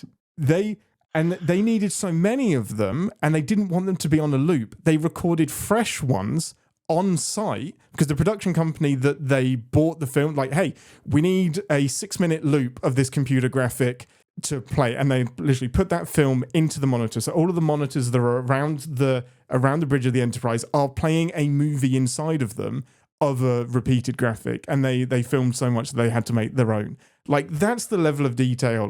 Now I could do this on my monitor in my office. It is incredible what they had to make. And 50 technicians have to go in underneath those consoles, reset those. You have a movie projector inside each of those things projecting a movie graphic. It's absolutely incredible. So yeah, that scene, I view that scene differently now because if you and it's not, I will never begrudge anyone saying that's superfluous, it's not needed. It's too long for the function of Decker knows what he's on about, Kirk's a dick. It's too long for that. But as an experiment in cutting-edge 1979 visual effects, I bow down to it. It is incredible what they managed to put on screen, and I want to see the movie that is recording them doing these crazy acrobatics. Yeah. I don't think there is a behind-the-scenes documentary available. No. And what's incredible is that scene was pitched as the Enterprise is heading towards an asteroid as soon as it leaves dry dock and it can't steer away. And Roddenberry, the Paramount execs were like, that's boring, we don't want to do that. Roddenberry said, that's stupid, the Enterprise wouldn't not be able to steer away. You can't blame that on Kirk. The Enterprise should be able to dodge an asteroid. So they're like, okay, well, what if we put an asteroid in the wormhole? And then the wormhole is the thing that they can't escape, and they blow up the asteroid to escape. And Paramount said, I don't know what a wormhole is. Again, this is from the theatrical cut commentary. Paramount said, we don't know what a wormhole is. Is this science going to hold up? So Gene was like, well, I guess. So he sent it to his buddy Isaac Asimov, who said, yep, that holds up. And just rubber stamped it and said, yep, that's how wormholes work. And Paramount said, okay, let's go. If it's good enough for Asimov, it's good enough for us. Wow. Incredible. And that's how that scene was born. And that blows my mind. And it would be on the cutting room floor in so many ways today. I think this is where we have to take this movie we have to draw a box around it. Yes. And set it aside. We have many different Batman variations in world. We don't have to have this as part of our storyline continuum. Mm-hmm. We can allow this movie to be in and of its own because wormholes don't work like all these things, but really just appreciate it for its aesthetic and technical values and the fact that it was ever made in the first place. 100%. And that's kind of a good metaphor for that is the warp trail that you see. So a lot of people, this is including mine, my favorite warp effect. So the Enterprise jumping to warp is an iconic thing. And the way they did, again, it took hours and hours and days to physically create this warp effect that isn't with CGI or computers. It is physical lights. It is a lot of cameras. It is a lot of drawing as well. And the reason you don't see it in any of the other films is because it's just too hard. It's too hard to make it the way that they made it in the motion picture. So the motion picture will always be its own island of stuff that was just, you're only going to do this when Paramount writes you a blank check for a movie they've already over-leveraged themselves on, that they have to get across the line.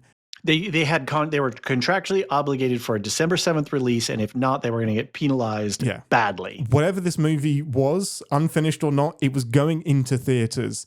So yeah, they were just like, we're this much in the hole on it, fine. And I like to think that Doug Trumbull used that to play, and then, well, I've kind of got you over a barrel here. I think we're gonna really do some fun stuff, but who knows? And it goes into this whole thing of this era of cinema from coming out of the 60s, but this 70s and early 80s cinema creation.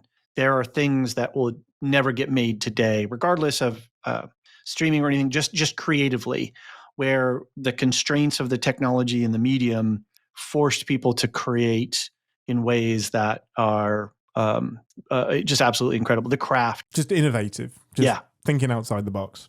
Absolutely. I think there was one other thing I wanted to touch on, which was the kind of iterations, because this is fascinating to me, the iterations that this movie went through to begin with. Obviously, we've talked about Star Trek going off the air. You get the animated series. In 74, Paramount comes to Gene and says, these Star Trek conventions are quite cool. Syndication seems to be working quite well. How do you feel about making a TV movie for us?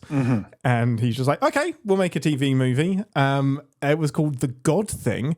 And this was definitely like Gene wanted to do something with an almighty being that Kirk had to deal with. And this iteration, an alien claims to be God.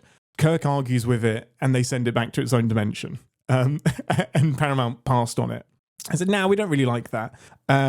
There's a few other like The Final Frontier, I think it gets picks over some of those bones. Exactly. He manages to reimagine it in The Final Frontier, for better or worse. It then goes through like a few different script iterations, still becoming a movie, but then evolves into Planet of the Titans, which I love diving into this because this is Kirk.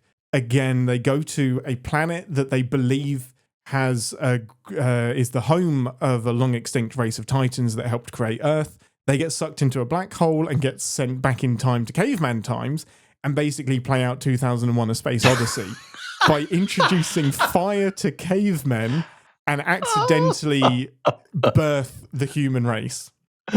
Paramount said, you know what? No. And we're going to stop letting you do this. Like this is, they said there was budget reasons. They couldn't make the Planet of the Titans. It was way too expensive to do all of this. So that's when they were like, look, let's just make a TV show. We're doing the Paramount television service thing. Star Trek can have a TV show. Here you go. And then we've talked a lot about Phase 2 and how that happened. And then Phase 2 jumped into the motion picture. So there's a joke at the beginning of the commentary where the Paramount logo is coming up and the stars all appear. And apparently there's one star for every script of this movie that was rewritten. I love that. Awesome. It's incredible. It's incredible knowing all of that from 74 through to what we saw in 79. 5 years of TV movie, TV show to motion picture. Every sci-fi writer you can imagine. Spielberg briefly attached and then no. Robert Wise said no to begin with because he was doing something else. George Lucas was in the talks to direct it as well, of course, after Star Wars. And I often wonder if Close Encounters and Star Wars hadn't done as well. Star Wars did it first, Close Encounters repeated it. If those two hadn't happened, would they have doubled down on the motion picture and said, okay, fine? Because it could have just been that Phase 2 died and nothing happened with Star Trek at all. But those proof of concepts, I think, is why we got the motion picture as well. Yeah, just a fascinating story. And you can play that game of what if? What if this never got made? And oh my goodness. It's so hard. It's so hard to think like that because so much of it was repurposed into the next generation. So in my mind, I take comfort in that as it was inevitable. Like, these ideas were there. In some way, they were going to see the light of day. And I'm really happy with how we landed and how it came about. Well, this is kind of an interesting transition then for us to do a little power rankings of the movies. Love that. Yes. This, then, is the epic journey of the Starship Enterprise. This is SETI Alpha 5! Charge! My God, Bones, what have I done? Admiral, there be whales here! What does God need with a starship? Cry havoc! And let's slip the dogs of war! Starting with the motion picture, but I almost don't want to include it. But then going through the original cast movies. Yes. Up to Generation. Do we want to include Generations or not? I kind of don't. No, I'm fine with not including it. Okay. That's absolutely fine by me.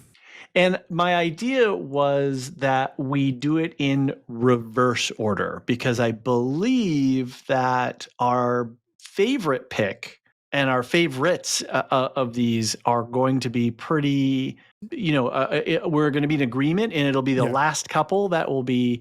And I think the ones that are less successful are more interesting to talk about than the more successful ones. No, I'm not going to be shocking everybody with 1 and 2. Like, no one's going to be surprised by my 2 favorites. I think 3 is where we're going to get controversial.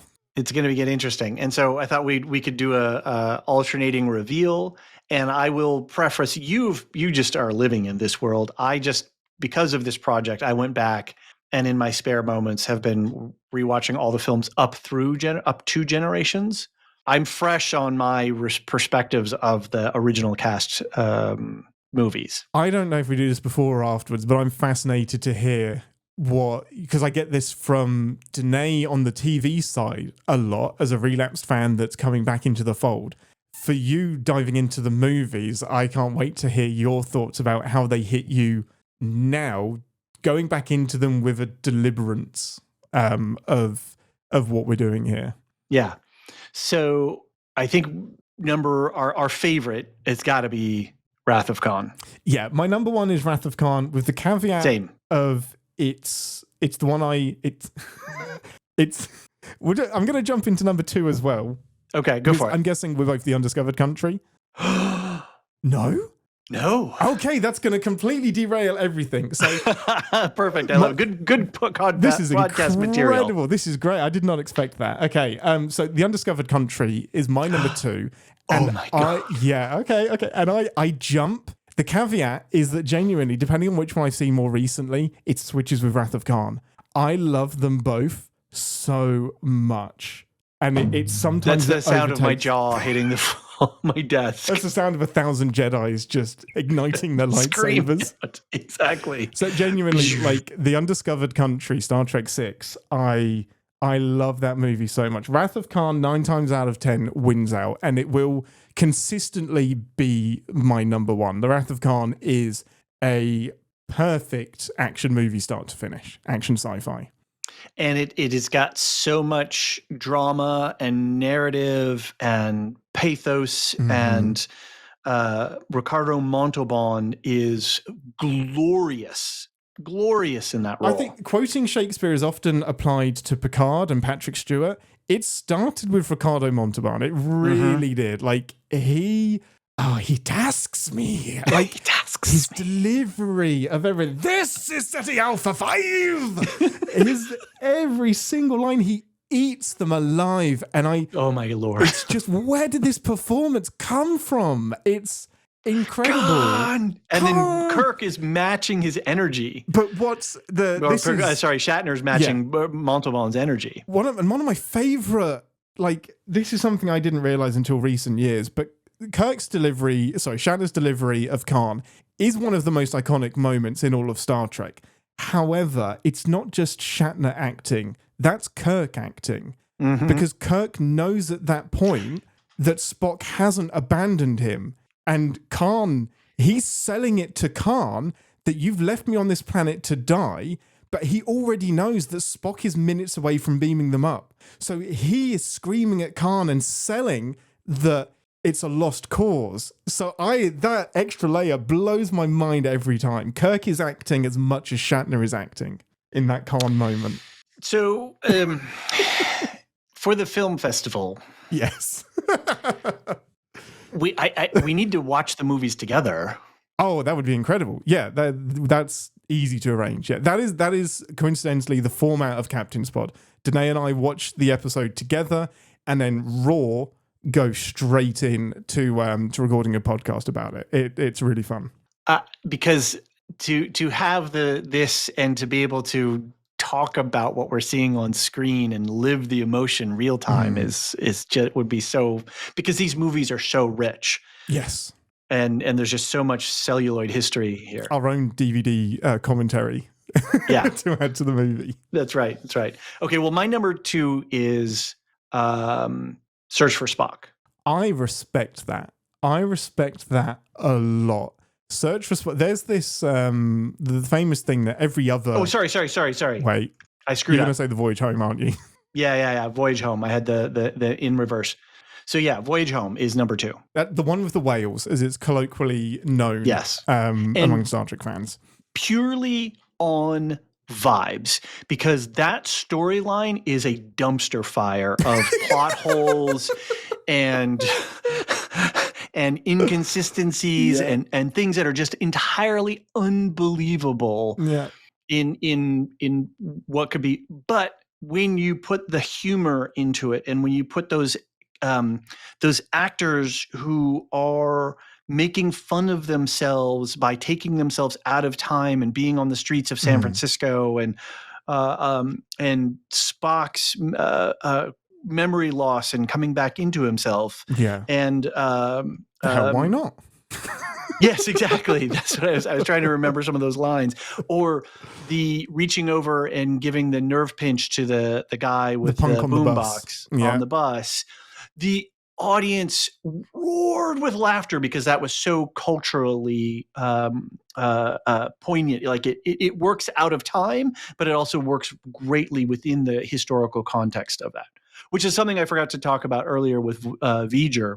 Just really quick, that V'ger would have been a cultural thing that we were all very a stroke well. of genius. Like, yeah, we all knew that. what Voyager was. Yeah, and so when he rubs the placard and it's Voyager, we're all, we're punched in the gut right then. Like, where will we see it? But then, when they draw the thing, so that's a great punch. It's one of my favorite twists, because it's not just a twist for the sake of a twist. It's a twist that serves the story and puts so much into context. Yeah, for the rest of them, for the entire movie, it's a stroke of genius.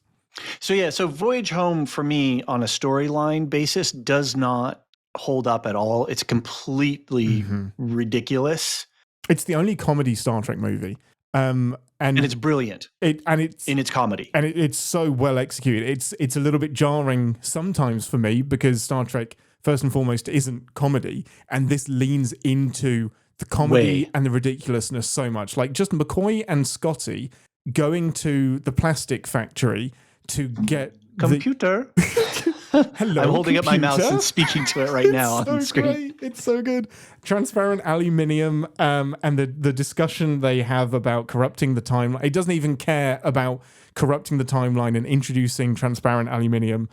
Because the Enterprise crew are the only people in the sector and the only people who could save the fate of the universe. Well, they're not even on the Enterprise. They stole the Enterprise, blew it up. Spoilers. Stole a Klingon bird of prey. They're the only ones alive because they're the only ones that haven't been wiped out by this whale probe. So they decide, hey, you know what? We did that one time. We went back in time, didn't we? When we slingshot around the sun. Let's just do that again and pick up a whale. Like, it is... They literally ridiculous. Go back in time to pick up a whale, to talk to a whale probe, to convince it to stop attacking Earth, when in reality... And then it just fucks off and we never to be seen again. And the hostile witness that they kidnap and bring to the future should be saying, yeah, kill these bastards. The humpbacks in the 80s are nearly extinct because of them. So go back further and preserve... You need to go back even further to a point where you're not killing humpbacks, because this whale wants you dead. Like, that probe should have finished the job based on the testimony of the humpback from the 80s. There be whales. There be whales, sir. It is one of the most quotable Star Trek films. Like, you have the genius. Speaking of like context at the time, you have Chekhov, a Russian, at the near height of the Cold War. Vessel. Please, can you direct us to your nuclear vessels? To a police officer. The insane thing is that the police don't arrest him straight away. Why is everyone laughing at me? It's so great. There are just so many incredible moments in that. Everyone remember where we parked. Every time, without fail, that I park my car and it's somewhere strange, everyone remember where we parked. I knew that quote from my dad before I'd seen the movie. Everyone remember where we parked. It's just, that is such an iconic movie. This movie sits in number 2 for me because it Totally takes fair. the seriousness of everything that has come before and completely inverts it and brings in this element of joy and fun and escapade that exists nowhere else within the series. It stands alone, but it is delivered so well. All the actors commit to the bits, and it tells a more. There's something else that is intrinsic to Star Trek. And Star Trek sometimes works almost better as this anthology type of show, rather continuing storytelling. It's almost like a Twilight Zone kind of thing where we're going to just take this idea and then play with it. And that's what this movie does, because it talks about environmental conservation. It talks about our relationship to other species. It talks about our relationships to ourselves. And it just is so unique in that way. And purely the vibes elevate this movie in a way that is unseen in anywhere else. And I can't ever let go of the heartwarming nature of this movie. Yeah. It is, I would say, other than The Wrath of Khan, it's the most famous Star Trek movie. It's the one that people really have heard of. Oh, that's the one where they're actually on Earth. Like, everything looks familiar because it's set in the 80s. It's set in San Francisco. It's ridiculous. Even the score is like a John Hughes score. Like, it's a comedy score. Like, it is a playful, light-hearted score after the heaviness of The Wrath of Khan and The Search for Spock, which have this very consistent score throughout. This one goes like hard left turn into a very comedic score. I've never considered the score, so that you're bringing your CinemaSins eye to this. This is great. When you watch it again, you'll notice the score. In particular, when they're in the hospital and they're trying to escape with Chekhov's body. That's a classic. It's incredible. Slapstick sort of chase comedy Completely thing. Slapstick. It's incredible. Noises off type of thing. Yeah, exactly. I absolutely see why that's number 2. For me, my number 2, as I said, is The Undiscovered Country. Man, and you've sighed. Why didn't this movie hit you? Do you see the pain on my face? I see the pain on your face. Why didn't you like this movie? Why are you so wrong? It is. So I have a fresh rewatch of this. So I don't know. Do we talk about it now or at the end? Because can you guess where this one is for me? Oh, it's at the end. Let's wait until the end. Yeah, let's wait. I'm absolutely fine with waiting for the return of Nicholas Meyer and the incredible piece of movie cinema that he made. So what's your number 3 then? Search for Spock. This is where I get a bit controversial. Mine's the motion picture. So you're including. See, I didn't include motion picture in my listing. Oh, well, that's interesting. Where would you? I guess we didn't set that rule, but I have a hard time comparing the motion picture to anything else. Yes, agreed. It's Robert Wise. He's a director completely outside the Star Trek franchise. As you mentioned before, he had never seen the thing until he was actually tasked to make the movie. It stands alone timeline-wise, V'ger, all of these things, nothing relates to the rest of this frequency. But even though this is the Star Trek motion picture podcast, so it really should be included in my power rankings. So I would put it in at I'm going to put it here in my notes right now. I'm going to put it as my number 3. And it goes up in my ranking every time. And I think 3 is where it's going to stay. I feel good about 3. Yeah, I feel really good about 3. Like I respect it so much as a piece of cinema, and wherever it fits. And it's a shame because it has such a cloud over it from its cinematic release. It does. It really, really does. But even the theatrical version, I can enjoy that as well. Like, it's not the final product, but I enjoy it. And it's just, it is hurt by everything that came after it being so good. But this is honestly a fantastic piece of sci-fi cinema. And every time I watch it, I appreciate it more. Yes, the commentary has given me an extra level of appreciation. This research has helped me appreciate it more. Yeah. But organically from that, every time I watch it, I appreciate it more. And it's just that's having it in third place is an acknowledgement for me. Like The Wrath of Khan and Undiscovered Country, for me, a top tier TOS. This is, if you're going to do like an action sci-fi, this is what can happen. Popcorn entertainment. If I'm getting a pizza and I'm going to get some snacks and some buddies round, we throw on The Wrath of Khan. But the motion picture as a piece of cinema is incredible for me. I love it so much. So yeah, I'm happy with that being my number 3. And yours was your... Well, I added it in as now my number 3. So that would make your number 4, the Search for Spot? Correct. Correct. Yeah. Tell me why that's... It surprisingly holds up. It has a coherent story, has a clear beginning, middle, and end. It is where it sort of lacks is in some of its practical effects, the earthquake and the silly trope of like, finale, reaching over the, give me your hand and, Yeah. I have had enough of you. But what's his name? Who's the actor who plays the main thing? Christopher Lloyd. Thank you. Christopher Lloyd is an icon. Oh my good, incredible. And he commits to that bit as well. Before Back to the Future as well. Like he hasn't done Back to the Future yet. Yeah. He was born to be Doc Brown and this Klingon. Yeah. He's incredible. We get a lot of world building around the Klingons. We have a very poignant moment of Kirk losing his son. We, obviously, bastards killed my son. You're activating me whenever you just fall into my chair for a second. Yeah, exactly. There's and it's a coherent storyline, and it's silly in some ways. Spock's adolescence and the little Pon farr action. Yeah.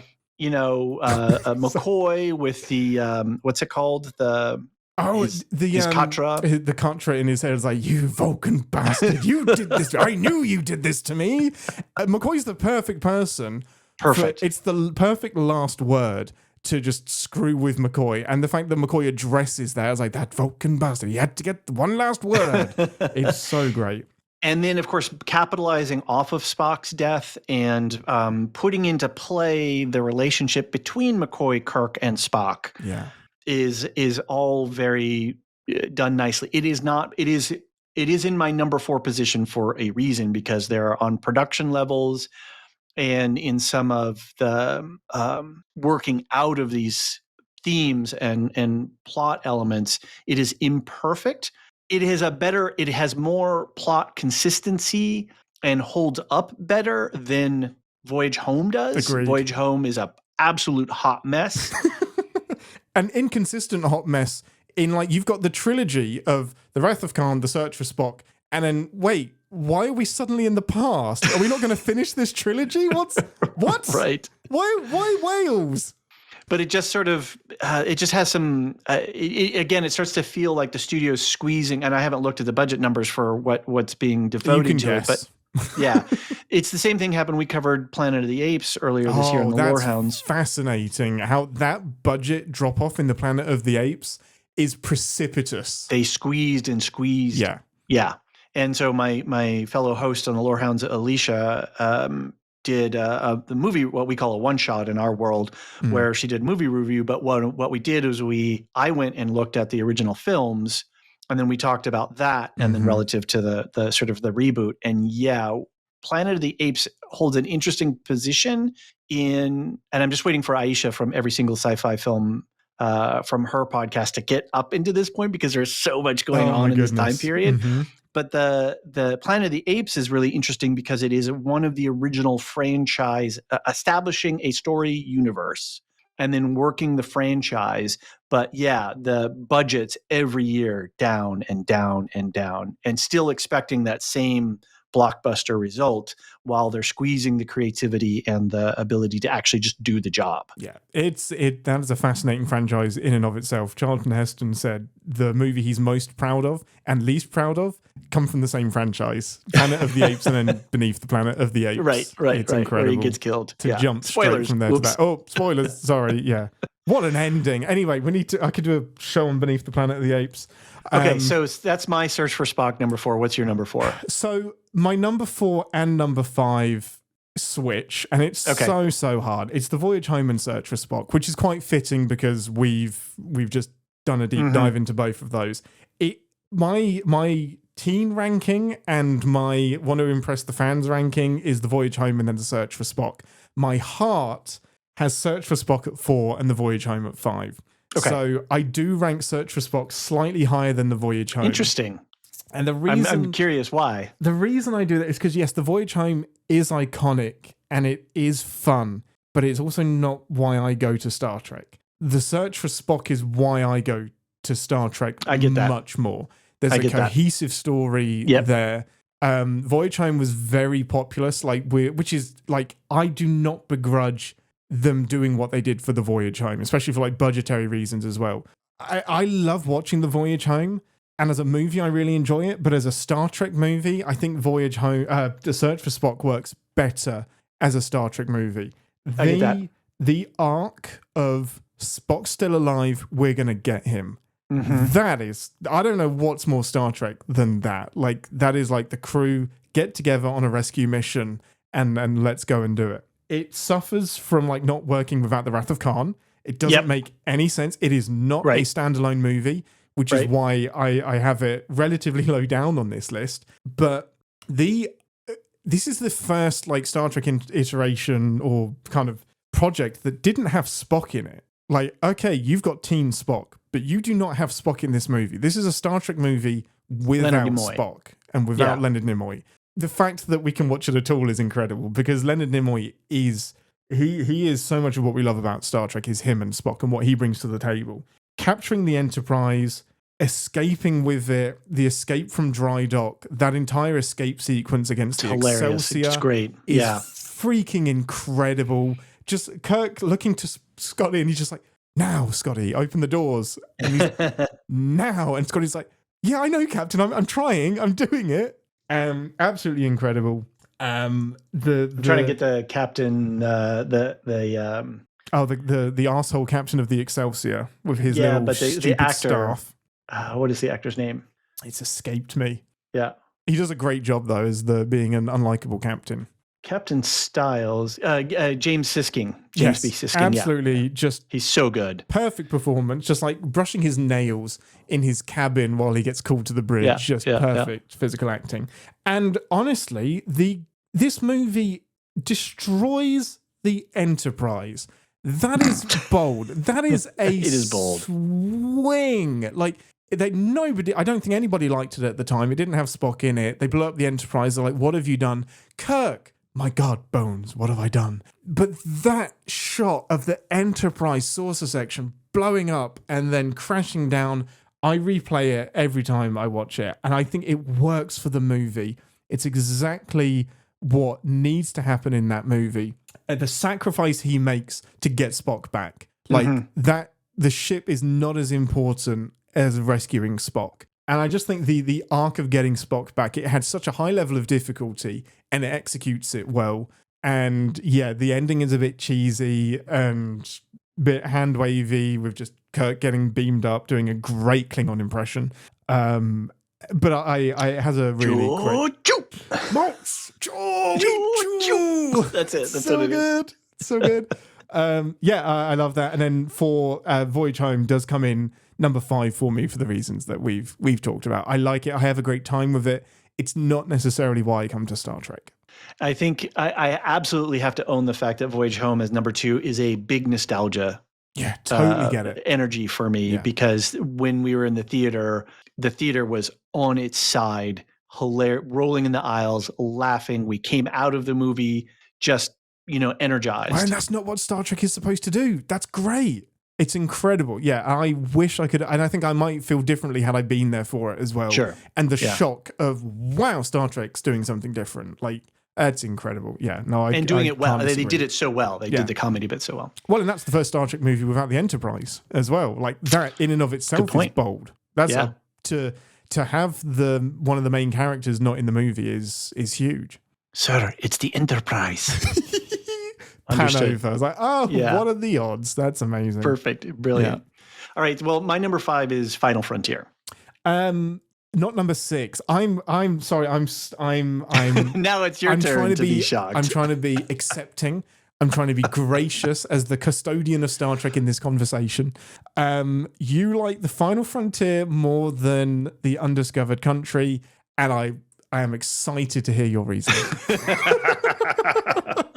Tell me why the movie that Shatner directed, the Shatner movie, the Shat cut, Shat the bed, the piece of Shat that we don't talk about. Why is that your number, your fifth most favorite Star Trek movie? And going into this, I had a preconceived notion, because I just rewatched the movies just all within the last month-ish or so. And so I was coming in with my predisposed already like, oh, I know what my order is. It's Wrath, Voyage Home, Search for Spock, Undiscovered Country, Final Frontier. And those two flipped. That's the best way to go into watching the Final Frontier is with that expectation. And Final Frontier it's in number 5. It's below the fold here. It's below it's near the bottom here. It is silly. It is canon breaking, story breaking. Oh, hey, let's cross the barrier. We can. The galactic barrier. Problem. Let's do that. Yep. We're going to skate through it in one direction and we'll skate right back out the other direction. Yep. No problem. Yep. But it has a heart to it in that it is asking those questions about humanity. What is it, and is this all that there is? Which is a question that the motion picture asks. And Sybok is not different than V'ger in some ways when he's trying to find his creator. And he is a messianic cult leader who has this empathetic ability to, encounter people and take their pain.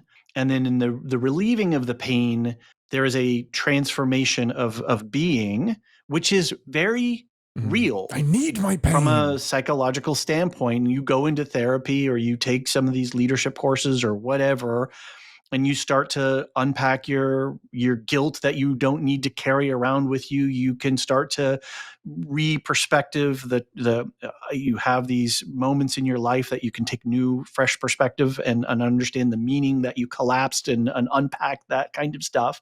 And you can really feel that level of transformation. So for me, it's dealing with something that is very rich and real in our as-lived experience, and it addresses questions of what it is to be human by having Vulcans and Klingons and all of this stuff going on. The planet of galactic peace. Yeah, which is a complete shithole. As a plot, as a story, it is garbage. It is a dumpster fire. But because of that, those questions of psychology and transformation and the seeking of truth, it is above Undiscovered Country for me.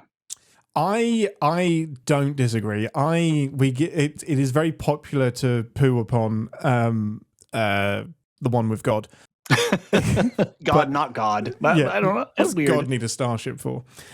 Which is just the great line, best line delivery Shatner possibly does in the entire movie is, excuse me, one finger up. What's God need of a starship? But yeah, the Final Frontier, it is popular to hate on it, but I still find myself watching it every couple of years. Like, sure. I'll never skip it. I still enjoy it. And you're right. There is a very solid theme going throughout it. If you cut away Shatner's ego, his questionable directing, the car crash that is the special effects in this movie. Absolute. Yeah. Absolute dog shit. Yeah. But dog's vomit. The the theme I really like. It's very Star Trek. It's a extremely Star Trek theme to explore this fundamental thing of shuckery, the god that is in every culture. Like everyone in some form, like on Earth, every religion on Earth has these focal figures, these origin stories that can find common ground. And it's fascinating. The monomyth, it's Joseph Campbell. Yeah, exactly. It's this thing that connects everyone, and can we find it? So yeah, it's fascinating. It's just the execution for me is so poor, and it's so bogged down by Shatner. It's so hard to get past the idea that Shatner's like, I won't do any more Star Trek unless you let me direct this. Nimoy got to direct one. I'm going to direct one. Yeah. And that seeps through so much of the movie. The climbing scene at Yosemite, the row your boat camp, which has become iconic in and of itself, but it comes back to that thing that I think is going to be in like the outtakes. Oh wait, no, the row your boat is in Final Frontier. My bad. Is it? No, I think it's in... because the gravity boots and everything. No, it is in the Final Frontier. Yeah. Isn't it? Yeah. Yes. I thought that's what you were saying. Oh, wait, no. Oh, now I'm getting... This is the thing that annoys me about these two movies, too, is that the Undiscovered Country and the Final Frontier, they cross the barrier. That should be the Final Frontier. That is the Final Frontier. I don't know. The names don't do the justice to the storyline. The Undiscovered Country is the confusing title, for sure. Exactly. Because it isn't about... The Undiscovered Country is one line. It's not actually what the movie is about. So yeah, that's the problem. It could say the same thing as the Final Frontier. Yeah, I see what you mean. Like that title would have worked for the Final Frontier. That's where I get my confusion. Totally get it.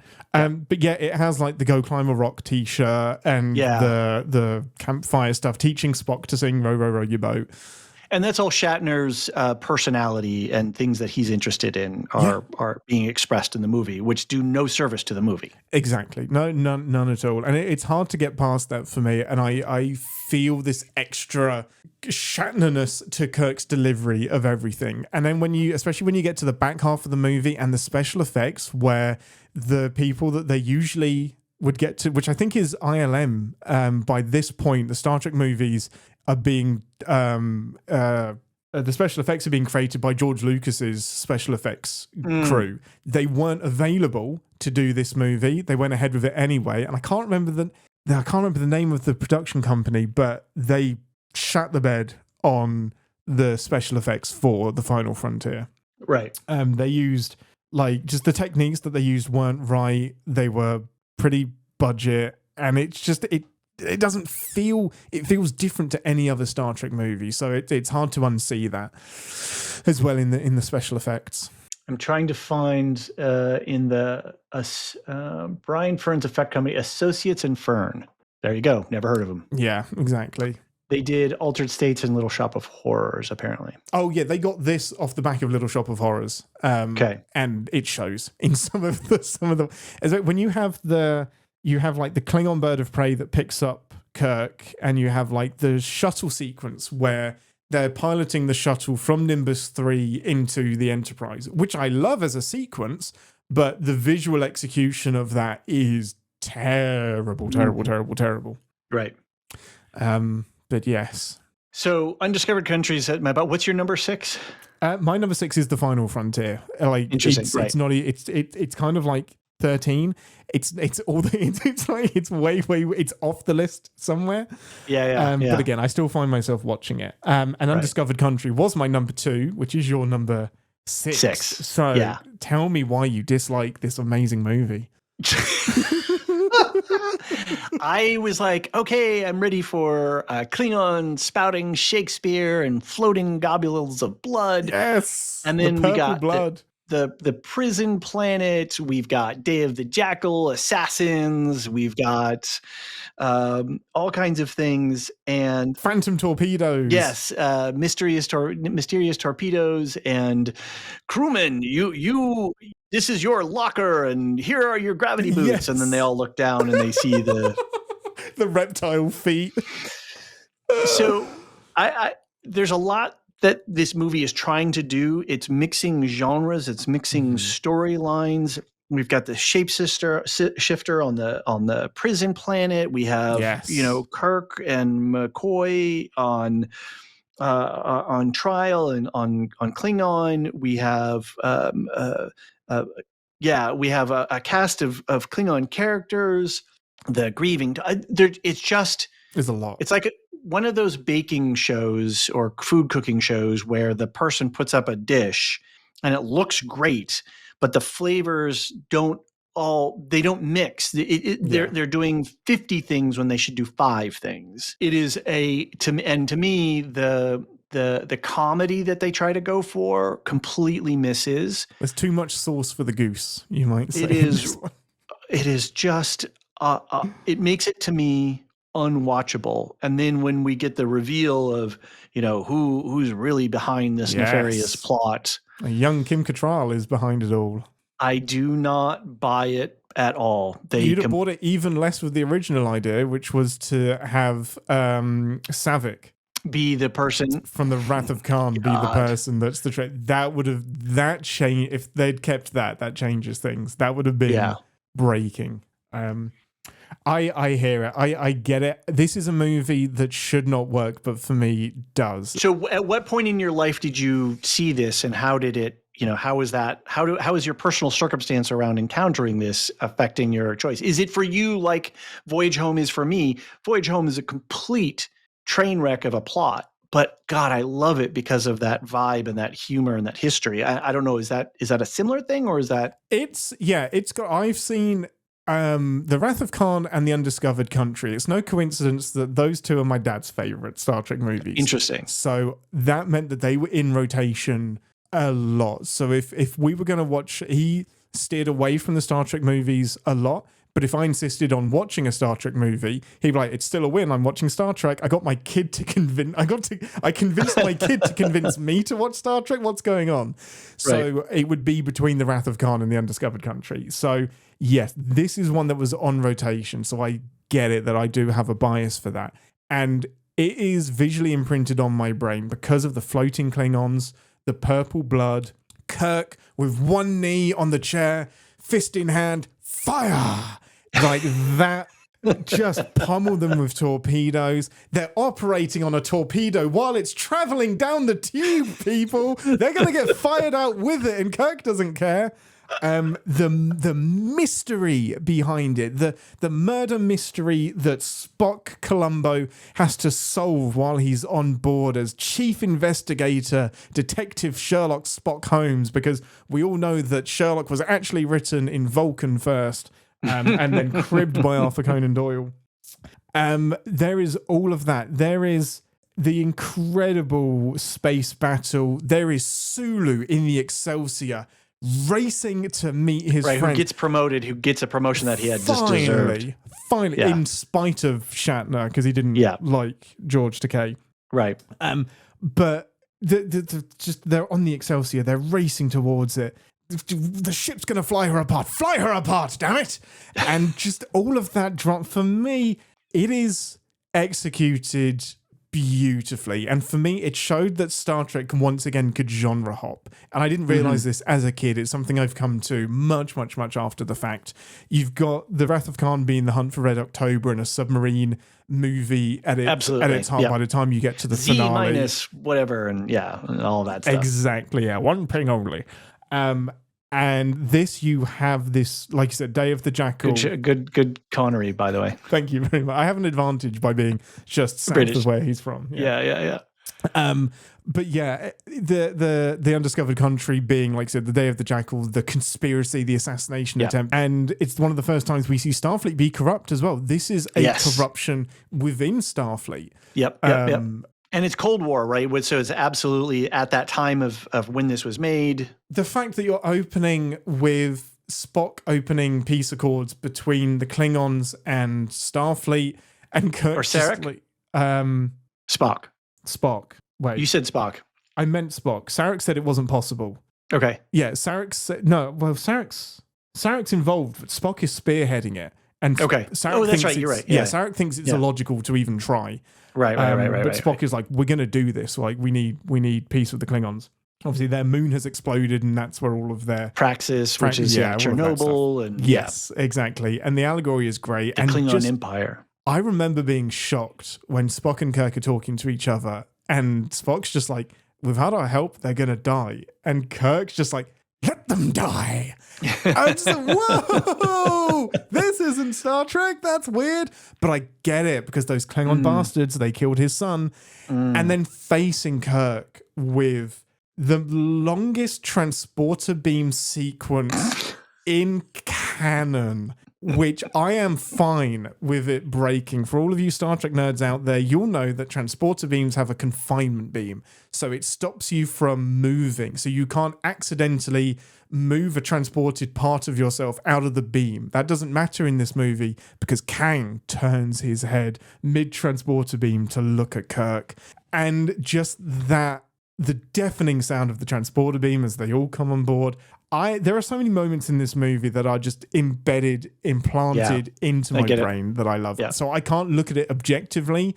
And that's why I hold it up. It's your number two. I get it. It's my voyage home. Yeah. It's exactly the same. Yeah. The nostalgia there, the iconicness of Christopher Plummer. Thank you, Christopher Plummer. Cry havoc and let's slip. Havoc!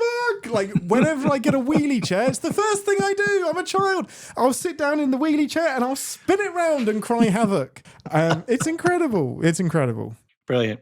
I get it. I respect it. Yeah. And I think you could ask this power ranking to so many different fans, and I would justify any order other than the Final Frontier being above 6. Yeah. I would accept any order of the movies because they all do, apart from the Final Frontier, they all do something different to the person watching them and your background. And it is such an eclectic genre hop of a franchise that now when you have a franchise, it's how do we do the last thing better? Star Trek was very much how do we do something different better? So it's going to get interesting when we do a complete front to back power ranking. It'll be where we're mixing direct, styles and casts and that kind of stuff. I will tell you there is a new number 6. There will be a new bottom place if we do a full ranking. Final Frontier is not my least favorite. Don't say anything. Don't say anything. Nope. I am intensely curious. And that curiosity shall be the clickbait that we leave our listeners for the impetus to listen to another series from us. So you know that we are from 2 different podcast and pop culture commentary individual cultures, or you have CinemaSins and Captain's Pod, of us over here on the Lorehounds, but we know that we are sympathetic because it's 2.5 hours into this podcast, and we could continue on. I haven't even begun to talk about the split diopter camera technique and lenses that were used in the motion picture. Like, that's in my notes, and we're not going to get to it. So this is a quintessential element to the Lorehound culture, which is, it should be a quick podcast, an hour and a half, and it's, 2x, 2.5 times.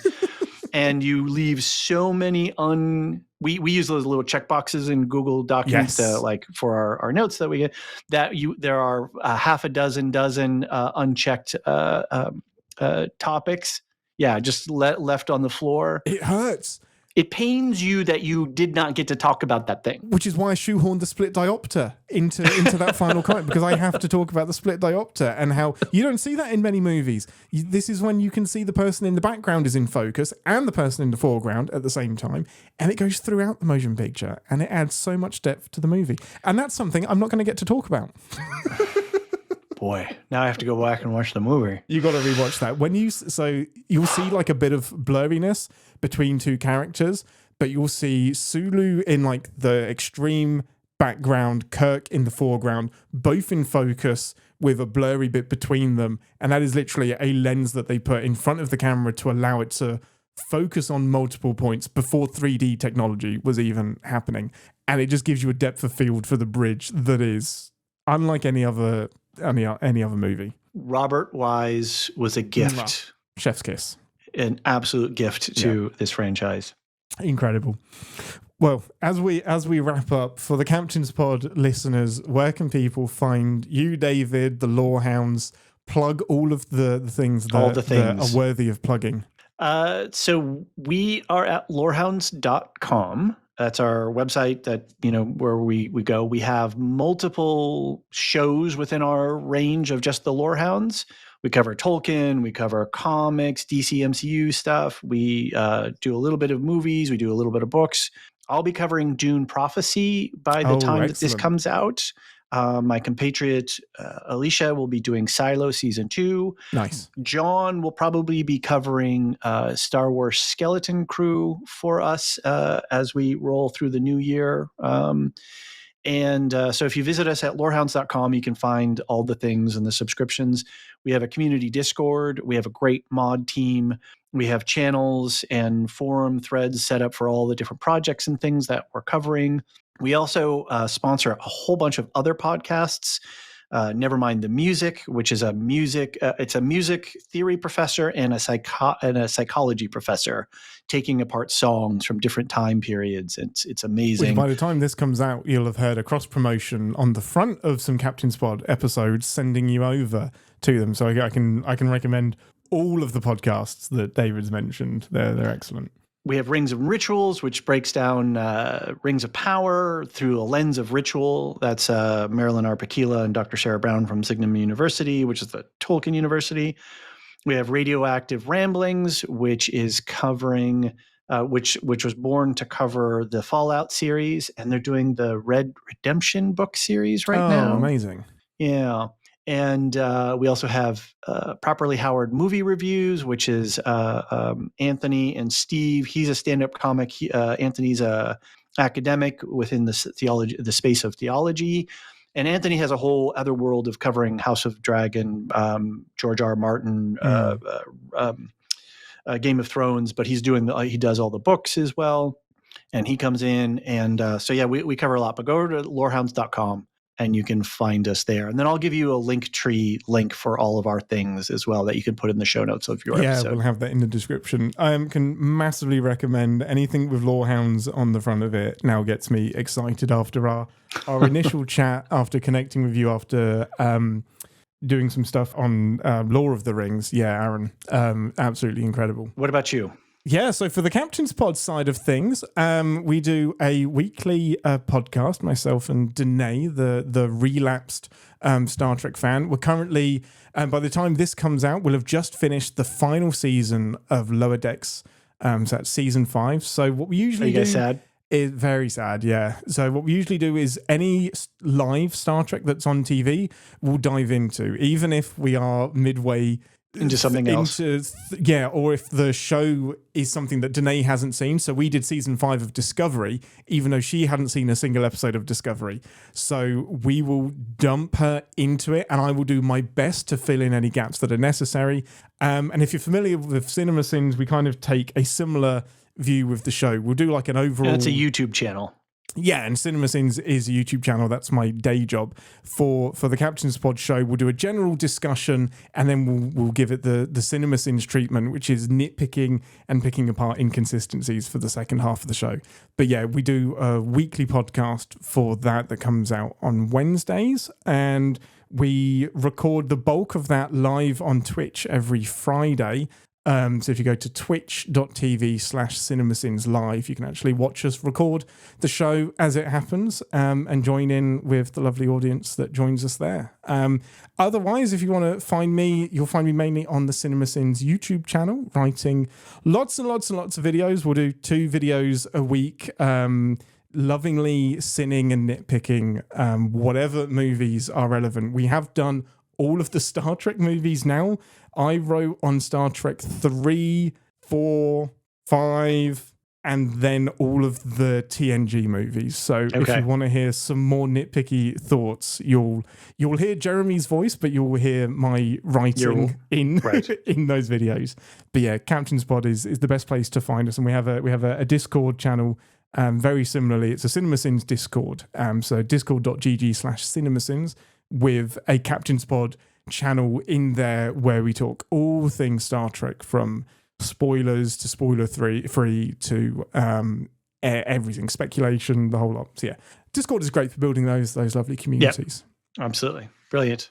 Well, Ian, it's been an absolute pleasure. It has been 3 hours of my life, 40 minutes of it that may not even make it into the show. That has been that's right, because we were incredible. Yeah, it's been such a joy. I hope it wasn't too much of a shotgun blast of information, because we really wanted to cram in a lot of detailed stuff from behind the scenes. And there's so much we didn't get to cover, but hopefully it was educational and fun. Absolutely. And then you and I will continue to conspire about our plans for other coverage and figure out how we're gonna tackle that. Because I really want to, as I was watching the movies recently, I kept thinking about how fun it would be to do that Mystery Science Theater 3000 style, watching and talking and having fun. And I'm really absolutely here for that. Yeah. Yeah. There's something to be said for a hyper prepared podcast that's a deep dive, and then just a raw emotion. We're enjoying the movie together, and this is how we feel. Like there's so much fun to be had in that. So I don't think this is the last time you'll hear our two voices talking about how wrong David's opinion is of The Final Frontier. All right, Ian. We'll talk to you soon. Thanks for listening. Want to connect with the show? Our hailing frequencies are always open through captainspod@cinemasins.com. Like, comment, and subscribe on your podcast player of choice, and be sure to visit cinemasins.com. How are you? Yeah, I'm good. It's a forever burden that that we have to change the clocks, let alone that we don't even change the clocks at the same time. Exactly, right? Separated by 2 weeks. And we've been doing Captain's Pod for 3 years now, and every single year people are like, hey, when's the live show this week? Because it looks like it's an hour earlier than usual. Damn it. We've had fandom before. I mean, I think, I'm trying to think if I'm not as much of a literary historian, but I recall that with Dickens and some of his pamphlets and then serialized stories, there was a massive demand and people were like, give us more. Yeah, and Conan Doyle with Sherlock. Right. Yeah. No, that's another. It's such a burden for him because he hated Sherlock. I can't think of anyone else that has dared to pitch Utopia like Gene did. Everyone else has really, really gone well, it gets a lot worse, and then we fight to get better. He was like, no, we win that fight, and then this is what happens when we're better. And if you look at Asimov with Foundation, right, that sets up in these, as Tolkien set up the genre fantasy for high fantasy, the world is at stake, and we have these multi-volume, pieces. Asimov does that for science fiction in a way. We could argue that if we had the right people to talk about Asimov's legacy, but I kind of think that he does that with Foundation. Herbert builds off of Foundation and says, okay, well, I'll take that premise and I'll switch from it. And Gygax and for D&D and for Roddenberry for Star Trek, they're both operating in a media world where this material is present. Yeah.